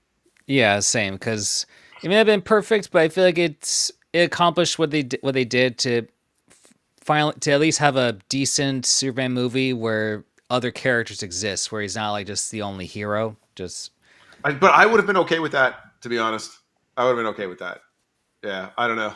It's just, and it could be just because that's the Superman story that I grew up with. You know, I've been a Superman fan since I'm 5 years old. I literally have a little drawing that I drew with crayons of Superman. I've been a Superman fanatic since I'm a little boy, and it was always kind of like, you know, Superman was his own character. He was the star of the show. You know, it was everything against Superman and him overcoming those things. So I don't know. You know, I don't know that I necessarily was a fan of diluting it by having so many other superheroes in there. Although it did kind of work for the Justice League, I suppose, even though I'm not a huge fan of that movie either. But to have a Superman titled movie, I don't know. I just like it to be all about Superman. But anyway, it is what yeah, it is. yeah, I suppose. I guess I feel like after many years of just solo movies, I just feel like like just to change up a bit. But we'll see what happens for with the Yeah, Man of Tomorrow. And I would say like if you don't like the whole multiverse thing, then I would say then do not watch Peacemaker I season. know. I know. Gosh, yeah. I don't know why it's such a trope. But anyway, whatever. It is what it is. I'll still watch it and try and enjoy it as much as I can. But it was Eh, also fun, by the way. Not to. I don't want to. Poop too much on the Justice Gang, but like even though I thought it did convolute the story, for it was still fun to watch Guy Gardner, in there doing his thing with his very distracting bowl haircut. So it was still good. And I got a chance to do a bunch of photos with Hawkeye Cosplay, who did Guy Gardner as well. We had so much fun. It was a blast. Yeah, that was funny because yeah, you did quite a bit of photo shoots during that time at Comic Con. We did, and I haven't even started releasing the kind of like the professional photographer stuff either yet. Well, I haven't received anything yet, so there's still tons to go. And I've got a great shot. I haven't posted it yet. I might post it. It's me with a couple of other great cosplayers. Caleb Weeks is in there, and RB Cosplay, and so this is Caleb and Ryan, where we were shooting. We were doing a Justice League shoot outside the vessel, and Ryan's mother took a very candid photo of us just standing there talking. And it literally looks like a behind the scenes photo taken on set that like some paparazzi just kind of snapped and took off with it. It's a kind of a really cool shot. So maybe I'll post that, but there's tons of content. I wanted to get the Halloween stuff out and some of the Crow content that I was really excited about. And pop that out there as a little surprise, and then go back to New York Comic Con. I'm gonna be posting New York Comic Con stuff for at least the next 2-3 weeks. I've got tons of it. So, but next week I hope I'm gonna have some Predator content, at least 1 or 2 posts anyway from Predator Badlands. I'm very excited about it. Nice, yeah, should be a fun time because that's you said that's over in LA, right? It's in LA, yeah. It's at the Chinese Theater. How often have you go to LA for events like that? For a movie premiere, this is my first one. Oh, okay. Okay. Yeah, this is the first time. Yeah, usually because I'm here in Canada, so we usually do Canadian premieres, and they're in Toronto. They're 99% of them are in Toronto, and I go because Carm, my girlfriend, is invited to all these. She's been doing this kind of content and stuff for years and years and years. So she already does premieres and content creation and stuff. She's way ahead of me in this. I'm playing catch up right now. She's teaching me. I'm like a little kid that's just following her along, trying to figure out how everything works. And so I was very excited to get an invite through a friend to go to this one, because this is a big deal for me. And I love all things Predator. So this is like, for me, this is like a kid in a candy store. Gotcha. Yeah, because I think I saw a post of you like for the Fantastic Four premiere. And I wasn't sure if that was in Toronto or that was LA. That was in Toronto. Yeah, Okay. that was it. Which was a lot of fun. We had such a great time there, and we all got invited to that. So that was it was cool to do interview. Like I brought a mic with me and I did interviews with people and stuff. It was cool. Yeah, I had a great time. That was a great event. And then they had a really cool after party as well, which was super well done. Yeah. Did you see? Did you get to really have a good talk with any of the main actors there? No, they didn't come. They weren't there. Ah. Yeah, they weren't there. That's one of the problems with some of these premieres, is that you don't always get the actors that show up. So I actually, as far as I know, as far as I can think, I'm trying to think. Predator Badlands will be the very first movie premiere that I go to where I'm assuming the actors will be there. I mean, it's the U.S. premiere, so they're going to be there for sure. So this will be the first time. So I'm very excited to meet Danny, and who of course is the director of Prey and the director of Killer of Killers. So very excited to meet him. So far he hasn't steered us wrong on Predator. So I'm assuming we're going to see this again with Badlands. So very excited to meet him, and Al Fanning will be there, I'm assuming. So yeah, it should be pretty cool. Yeah. Yeah, that should be interesting. Though I guess in your opinion, like with what's coming out for DC next year, like which would you get excited for? The Supergirl movie or the Clayface movie? Supergirl. Very excited to see what they're going to do with Supergirl. And Carm cosplays Kara as well. So and she was at New York Comic Con and did the new Supergirl. So I'm looking forward to see what they're doing what they're doing with that. I don't know. Is Crypto going to be driving us nuts the entire movie? We'll find out. I'm curious, very curious to see how they're going to pull what they're going to do, how they're going to pull this off. Because yeah, and I'm sure it's going to be piggybacking the success of Superman. So yeah, curious to see how this goes. I'm looking forward to it. We'll see what happens. Well, if either of you two have the Supergirl Woman of Tomorrow comic book series, and I would say definitely read that if you want to be prepared for what could happen in that movie. Oh yeah, Carm reads all that stuff. I don't know, she's got mountains of comic books and material. If you think my collection's big, you see all the stuff she's got going. She collects like all kinds of different stuff. So it's pretty crazy. She does, there's something to be said about cosplayers like me who I love a character. I go buy a suit, and I look for the best suit I can, put it on, and then go and have a good time. Carm does insane amounts of research on her outfits before she even starts making it. And this could be, some of these cosplayers, Carm or sisters or friends, some of these guys, they do research for years before, they're bringing years of research and development and screenshots and reference material before they even make a suit. And they find out, she finds out where the material comes from to make sure it's the screen accurate material, like buy it from the same place the studio does if possible. Just even, she just did a Nosferatu dress, and she went and got a book about how they used to make dresses back then, what kind of stitch work they did, the patterning, how it was all done, so she could recreate the exact process of making a dress in that time period. And Wow. found the That's FA material from the UK or France or wherever it came from. I mean, it's crazy. So I admire, when I say that I'm just kind of like trailing along, somebody who's just got so much experience. It's insane to watch the process that some of these cosplayers go through and the talent and the research they put in. So it always, it always makes me laugh when somebody says like, "Oh, well, did you research this character?" Or, if you do this, you'll know more about the character. It's like people like Carm, they know everything. They know everything. It's crazy the amount of reference material. It's actually kind of intimidating because people will ask me, "So where, did you make your suit?" I'm like, "No, I just bought it." It's not the same thing as some people who just put their heart and soul for months and months in front of a sewing machine putting stuff together. I have so much respect for people that do that. It's incredible. yeah, Carm examples.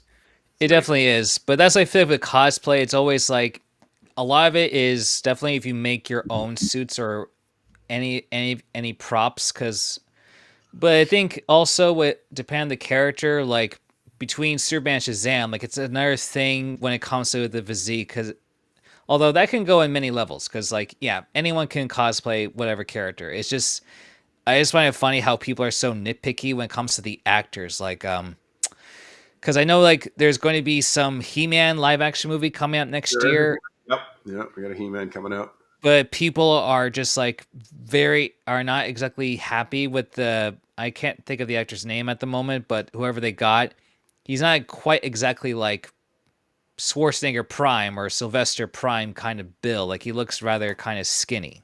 Well, Sylvester Stallone would never have had the size to play He-Man. Like even in his prime, Sylvester Stallone has always been very lean. He's muscular, but he's lean. Arnold is a monster, but at the same time, there's not too many actors that that carry that kind of physique. Obviously the amount of steroids required to do so, and the type of food intake and everything else. You need to find a bodybuilder that also wants to act, and there's not too many of those, not good ones anyway. So and there's a lot of stigma around that, drug use and stuff like that. A lot of actors don't want to destroy their health for the sake of playing a role. So to be the size of comic or cartoon series He-Man, you need a big dude, and you're not going to get there naturally. I don't care what anybody says. It's a lot. And even to play Superman and stuff like that, I would love to look like a giant, a 260-pound bodybuilder type physique, but like I don't have the time, the commitment, or the budget to get the stuff needed in terms of supplements, the food, and that's your life. That's your life. But I've been training since I'm 15 years old, so I've been training for 35 Yeah, years or whatever. You know what I mean? And as you get older, it gets harder too, right? It's not as easy when you get older. yeah, You put yourself in the gym, you're out for months, not weeks. that's true. Yeah, but that's what I mean. Like with you, like when I saw that in your Shazam, I was like, wow, like that's just impressive. Like I mean, it's just crazy. Like yeah, you're not like the biggest, most like insane like ripped person, but still, Yeah, it's I think I fill out the suit pretty good, and like I said, you have a little bit of strategic padding to and there isn't a single superhero out there that isn't wearing something in the suit to help accentuate that superhero body, give you that V taper. And it's just the way it is. mhm. So I don't think that's a bad thing or anything. And I'm glad I work very hard at the gym to keep some kind of a physique, but I mean, at some point it becomes pretty challenging. So Yeah, and I haven't trained. I've probably lost about 10 pounds in the last month and a half because I haven't been training at the gym very much, just because my schedule has been so crazy. So yeah, it's tough. You got to stay ahead of it. You got to stay consistent. It's really hard to attend shows, fly all over the place, do a lot of work, have hobbies, and also go to the gym every day. It's not easy. Yeah, because funny enough, at Dragon Con, there's a competition called Muscle Nerds. I heard about this. Yes, I've been told about this by a few people that I should enter this, and I'm like, no chance, no chance. I'm going to leave that to the younger folk. Yeah, because it's funny since I always figured you maybe be like at least a few years older than me or so. Like I just figured you'd probably be like 38 or something. I haven't been 38 in 11 years. I was gonna say because for the Superman Festival, I figure like should the time come, I figure you could be like the perfect like next guy to be like the I guess could say the main Superman representative, so to speak. Yeah, that would be cool. Listen. I really enjoy it, and whatever opportunities happen to come out because of it, I'm all for it. I'll pretty much do anything. I've had the opportunity to go to some specific events, volunteer events for sick kids and things like that, and watch kids like just light up and go, "Oh my God, it's Superman!" To them, they don't see somebody dressed as Superman. To them, it's Superman. So that's always a very rewarding experience. I dress up for Halloween and give out candy to the kids. I do a huge setup at the house, and we all get dressed, and kids get to come and see their favorite superheroes, and it's just really fun. And I get to meet like-minded people out there, other cosplayers that are also out there to have fun. It's not about who's the better Superman or who's the better this or who's the better that. I personally don't care. And the vibe that I get, especially like in New York and stuff like that, the vibe I get from them is they don't care either. They're just out there having fun. And that's, Yeah. at the end of the day, I think that's what counts. Yeah, no, I definitely agree on that. And welcome back, Blue Knight. Yeah, it's just amazing. That's why I'm glad with the cosplay community. There's no negativity and like if on however on whatever character you dress as. Because even like as I mentioned with Muscle Nerds, like I think the first time I went to Dragon Con, like the winner of that contest, like that was someone that dressed as He-Man, and he Oh, didn't. okay. And find out like he wasn't like the biggest guy, but he was definitely pretty like lean and shredded. Yeah, I don't know I don't know how they judge it. Is it based on like is it like a bodybuilding contest where it's based on symmetry, or is it based on just It's how cool your cosplay matches your physique? Like what's the I don't know what it's the it's a scorecard little is. bit mixture of both, I would say. Like I mean, I guess you wouldn't have to be like insanely cut. I guess it would depend on the character, I guess. Yeah. Well, I'm afraid I like my I like my ice cream a little too much to worry about cutting. So I like I try to keep at this point, it's not about trying to be as big as I can humanly be, because it's just the body can't take the punishment anymore. So I have to be more aware of it. So for me, it's more about staying physically in good shape, look good, but also feel good, not be constantly injured or broken, and stuff like that. So it's not, I can't get as big as I used to 10 years ago. I just, because everybody's body reacts to different exercise in different ways. Right. So some Yeah. people, their body reacts to, higher reps and things like that. Or my particular body type reacts to very heavy weight, very intense, very heavy weight, low reps, and higher sets, things like that. And I can't support it anymore. Like I can still push some pretty big weight, but I feel it on my joints harder. So I have to avoid it more, like I can bench press as much now as I could when I was 25. I just, when I do it, I can feel my body going, this might not be a great idea. So it's, I kind of lower the weight a little bit and bang out higher reps and things like that. But at the same time, I feel like I've learned over the years how to isolate muscle better mind muscle connection, which is what you need. The big difference between people that train that look like they're getting somewhere versus people that don't is they don't have a mind muscle connection. If you don't have that, you'll never get any gains. I felt like as I got older, I had to focus on that. So I feel like I can get pretty decent workouts now without having to push stupid amounts of weight. Hopefully, anyway, I'm trying. No, gotcha. I mean, like I said, from what I saw from Comic Con, looks like you still like had it held together. Like you still look pretty like intimidating between Superman and Shazam. I hope so. I'm trying. I do my best. But like I said, I've actually lost quite a bit of weight. Just I'm not eating as much, and I'm not training. I haven't trained properly in like a month and a half since New York Comic Con. Even before that, I was slowing down on my training. So and then I have all this travel coming up. So probably taking a little break. I'm still training here and there as I can, but my food intake is way down. So probably what I'll do is when I get back from Singapore, It'll be time to get my butt in gear, and then I'll have basically December until March where we start doing shows again to try it. I'll put another 10, 12, 15 pounds back on and get my size back on for my superheroes. I'll be a jacked Eric Draven.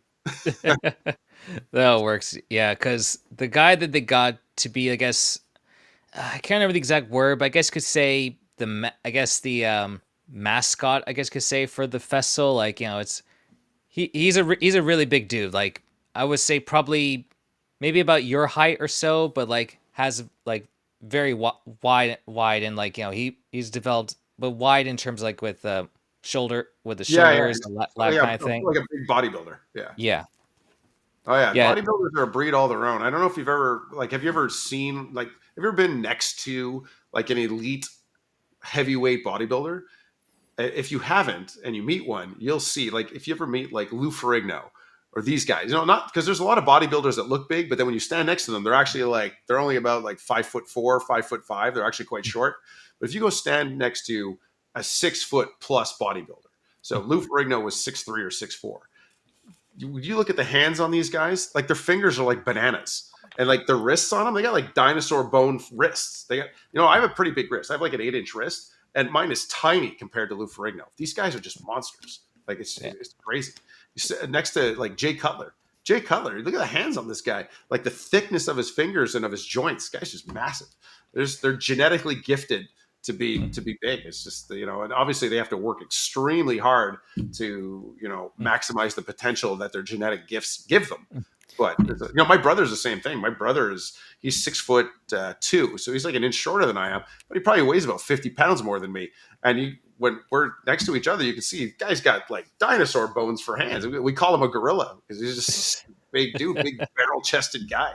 And I'm like, so it's funny because my dad and his brother, my uncle, they're like me and my brother. So my dad is tall and thin like me, and my uncle Jack, his brother, is a big barrel chested, more fair haired dude. And my brother and I are the exact same thing. I'm kind of the taller, thinner one, and he's the big barrel chested, thin haired kid. And yeah, it's kind of neat how genetics work out sometimes like that. Yeah, Yeah. it is something. And when you mentioned about the different student cosplayers, there's one I work with who like Michael Burns. He's done like almost. If you look on Instagram, he's done like Yeah, I yeah, know. Yeah, he does Superman of all kinds. Yeah. yeah. It's just amazing. Like, and the fact that he just dyes his hair. Well, not dye. He does a different kind of product Yeah. Yeah. with the hair, and yet he would make like an incredible. I was gonna do a stupid pun, but he would do a great live action Mr. Incredible, whether it's just He would. cos. Yeah, Mike has a very unique shape where he has this like enormous shoulder width that just comes to like a small taper. He would be a really good Mr. Incredible. And Mike is a super, very, very nice guy. I run into him at all kinds of shows. I've actually never had the time to sit down and like actually hang out with him, but I've seen him at a bunch of shows. I've seen him like a bunch of times. So it's he and I have never really crossed paths where we get to sit down and just talk and hang out. But I've taken photos with him. I've been in DC groups with him. I've done all kinds of stuff. Yeah, but he seems like a really cool guy from what little I've spoken to him and see him. Yeah, he's really cool, and he's in the gym too all the time. Yeah, he's a cool guy, nice guy. Yeah, because I mean, like I think for his future state look, that he kind of designed himself, like the Gladiator Superman look. Yeah. Oh yeah, he's got some great stuff. Yeah, I love his big gladiator thing, and he's got I think he has a huge shield and a mallet or something that goes with it, or like an axe or something. Yeah. Yeah, it's the future state comic book is pretty interesting, I guess, where Superman is just basically just trapped in World or something, or somewhere under a red sun, fighting up against all Yeah. kinds of alien warriors. Yeah. Yeah. No, Mike's a good guy. Mike's a good guy for sure. Yeah. It's just a shame because like at least in the my state conventions, there's not too many Superman cosplayers. New York, it was tons, especially the gun Superman. Everywhere you looked, there were so many. I think that's actually why I think the Snyder suit gets so much attention. The Man of Steel suit gets so much attention because nobody else is really cosplaying it. I think maybe two other people had a Snyder suit. The rest were all gun Superman or other variants. Some of the older stuff. Yeah, I mean, I was surprised Henry even got number two on when I did my actors list because I figured it'd be more divisive, but that was the year when I think that was the year after when Cavill was I guess kind of fired from being Superman. I Yeah, yeah. guess. I'm curious. I think I might run a poll one of these days. I'm gonna do a half photo with me as Gunn and me as Henry, and I'm gonna do a which one's your favorite, and we'll see how that battle goes. I'm just curious. Actually, yeah, do that, and also maybe do like a face morph, like get a good picture angle, like that same as Henry's, and see like if it's blended to Yeah, get together, see if it matches. I did that with another cosplayer, Jason Evans, because he does the Henry Cavill look most of the time, and it blends so perfectly. You would think it looks like the same person that's almost. cool. Well, I don't have the cleft chin. He's got a bit of a cleft chin, right? So I don't have that. He has a cleft chin, and he has like a little line down the center of his nose. So I don't really have those features, but whatever. Listen, I do what I can. Yeah. I don't even have blue eyes. It's always tough when I have to wear the blue contacts. I got to break out the blue contacts. Or what's worse is with Shazam, I don't wear glasses and I don't have regular contacts. So I'm actually blind as a bat when I'm doing Shazam, which is always fun because people are waving at me and I can kind of see they're waving, but I'm not sure who it is. Not even sure if it's a girl or a boy. Yeah, it's a lot of fun. Yeah, it's funny that you like with Ben Affleck because with the glasses, I don't know, you kind of remind me of one of I guess you kind of remind me of like the accountant. Sure. Yeah. I get Ben Affleck a lot. That I look like Ben Affleck. I don't really see it, to be honest. I mean, I feel like when people tell me Ben Affleck, it's just like I'm a brown haired white guy. So I just get the Ben Affleck trope. I don't know, but I don't see it I that think it's the well. way the head's shaped and the hairstyle. It could be. No, but I was getting it even when my hair was totally different because I used to do my hair is much longer now than it used to be. I used to keep it quite a bit shorter and like real high and tight. I used to get the Ben Affleck thing too. I actually get what's his face every once in a while. I get because of the glasses, and I do a big like if I do a big smile, Johnny Knoxville. I get Johnny Knoxville. Right, that's the guy from Really? Jackass. Is it Jackass? Yeah, I get. Is that who it is? Hang on a second. Yeah, yeah, that's him. But I feel like, but he's a skinny little guy. Yeah, no, I guess they get it from the face. From the I, face. I Yeah, guess the like not body face. wise. Yeah, not Yeah, body wise. I was gonna say because like he looks entirely different, but at least with Affleck, like you kind of got like the hairstyle from the movie and And with the we're about glass. the same height. I think is he 6'4"? He's Yeah, tall. He's super tall. yeah, Yeah. he's 6'4". Yeah, Yeah. that's why he's We're about probably the same. the. Yeah, it's Yeah. amazing with how much muscle he put on for Batman. Well, and that's a thing when you're tall. 30, like let's pretend you put on 20 pounds of muscle. If you put 20 pounds of muscle on when you're my height, it's like it's noticeable, but not crazy. You do that when you're 5'11" or 5'10", it's like, whoa, dude, you just got huge. So it's, you know what I mean? It's not easy. You can put on, you get, you know, when they were talking about David, how he put on 30 pounds of muscle, and people are like, well, he's still thin. It's like, yeah, but do you understand how hard it is to put on 30 pounds of muscle? And when your frame is 6'4" or whatever he is, it's not easy. And it's, you know what I mean? Like, it's not, you know, to look huge superhero wise on a 6'4", 6'3" frame, you know, most guys out there would have to put on, you know, probably about 50 pounds of muscle to get it. And you can't really do that naturally Yeah. in the timeline you need. Like you could, even if you worked out, if all you did was work out, unless you were like starving yourself before, like let's pretend you were casting for The Pianist, okay, and you you thinned out major, and you had a year where all you did was work out and eat like a pig daily, then you might put on 50 pounds. But for like a regular Joe, there is nothing I could do to put on 50 pounds. Like I've already trained a ton. So there's nothing I could physically do to put on 50 pounds of muscle that doesn't involve some kind of artificial help. You know what I mean? It just doesn't happen. No, no, I definitely agree with you on that. Yeah, it's tough. That's why like I always thought that with Chris Reeves, he always looked very skinny for Superman, but then but Mike pointed out to me about with the different type of fabric that was on his costume. I forgot. I guess that kind of like that would hide some of the I guess the work he Yeah. did since he did worked out a lot. And I think I saw like some behind the scenes set photo where he was out of costume and it looked like, okay, yeah, he definitely put on some muscle and got He really put on shredded. some muscle, 100%. He put on some muscle, but make no mistake, there is more research, more there's more research, there's more information, there is more out there to help you achieve a bigger, more muscular body than 40 years ago. Like it's not even close. When Reeve was preparing for Superman, there was no such thing as protein supplements. There was no such thing as creatine. There was no such thing as the bodybuilding forum where you could read just endless amounts of information on exercise optimization. Yeah. There was no phone where you could track stuff. There was no heart rate monitors to make sure you're in your optimum HRM. It was so much more difficult to put on size then. I'm sure if Christopher Reeve was assigned a trainer today with today's supplementation routines and today's, what we know about putting on muscle today, I guarantee you he would have been much bigger than he was for that Superman role. Because Yeah. it's not, I don't want to say it's easier. It's still hard work, but it's easier to make the right choices to achieve that body now than it ever was before. Even when I was a kid, when I started training, we, creatine didn't exist yet. You had kind of some fake stuff that didn't really do anything, and there was no information there was no internet, so you couldn't go online with like-minded people and learn about how to train.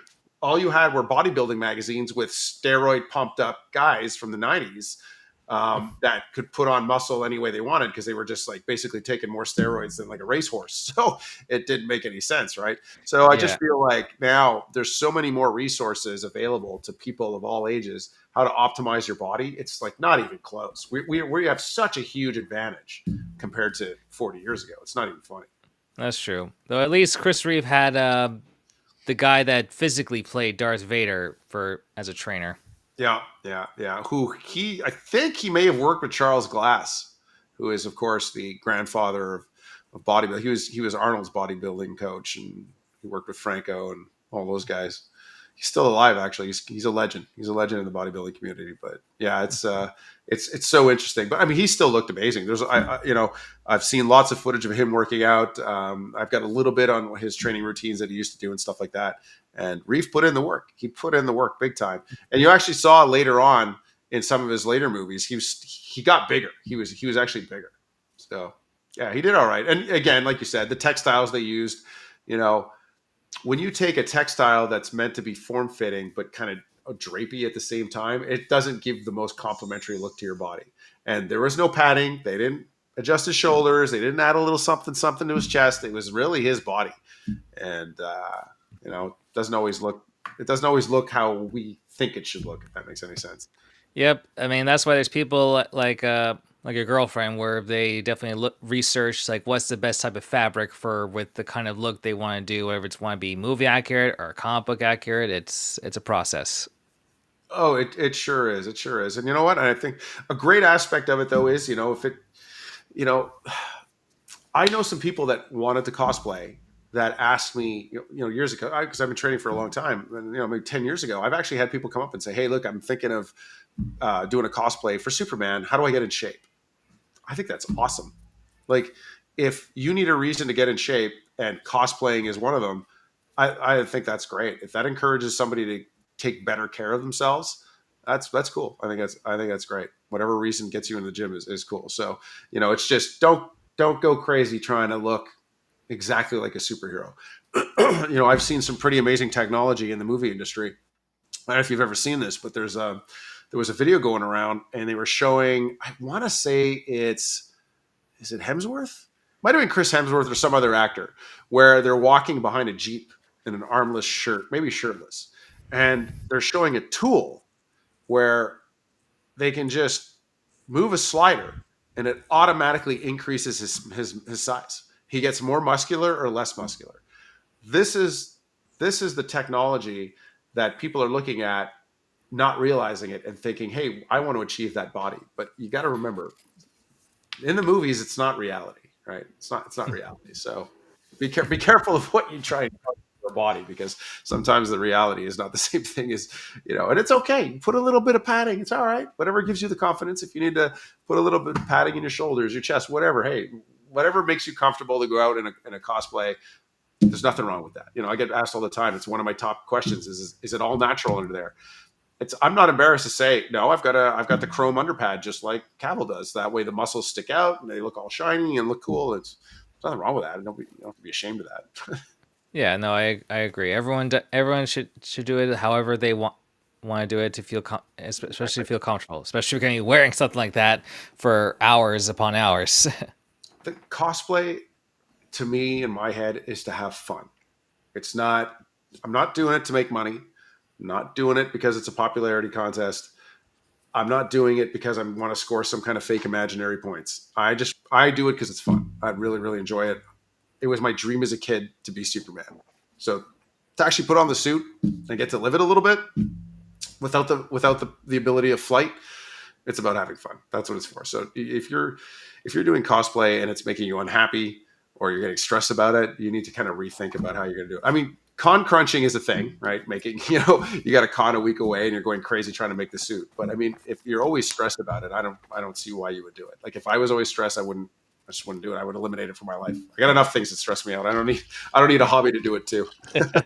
Yeah, no, I agree. And I would say, yeah, you definitely succeeded with Thank you. I that appreciate dream. it. Thank you. And I'm just like I said, I'm just getting started. I've only been doing it for just over a year. So I'm looking forward to some other new stuff, like we were talking about the Crow at the beginning, Eric Draven. Never in my mind would I have thought I would cosplay the Crow, and got to try it, and I was like, "Wow, this is so cool! I'm going to do that. I actually look like him," and it spawns the thought of, "Geez, well, if I just discovered this by accident, and I've only been doing this for a year, what am I going to accomplish? A few years from now." There's definitely some cosplays I want to do. I want to do a Darth Vader. I would love to do Darth Vader. That would be really cool to see you do that though. Just that one probably just is definitely take the helmet off. As they probably take the helmet off when just to breathe there, because I imagine like for Yeah. most places, kind of feel pretty hot wearing that thing. My fear, I have a fear of doing a cosplay with helmets because I am always warm. My metabolism is always firing off full blast. I am always warm. So the thought of wearing a helmet and a full suit, I'm dreading it. But it's too bad because I would love to do a Vader. I would love to do some kind of battle armor piece, maybe a Fallout piece, things like that. There's lots of like armored full helmet stuff I would love to do. I would love to do a Predator cosplay one day, but I just don't know if I can handle the heat. I'm genuinely scared. So, and I've definitely thought of, if I do a helmet piece, how would I design it? Like obviously, I think one of the biggest mistakes people do when they build these is they don't build an intake and an outtake fan. So you got to put, people put fans in their helmets, Hmm. or they don't at all. First of all, the biggest mistake is not putting one at all. But some people, they have a helmet and you can see on the inside it's soaking wet, it's full of condensation.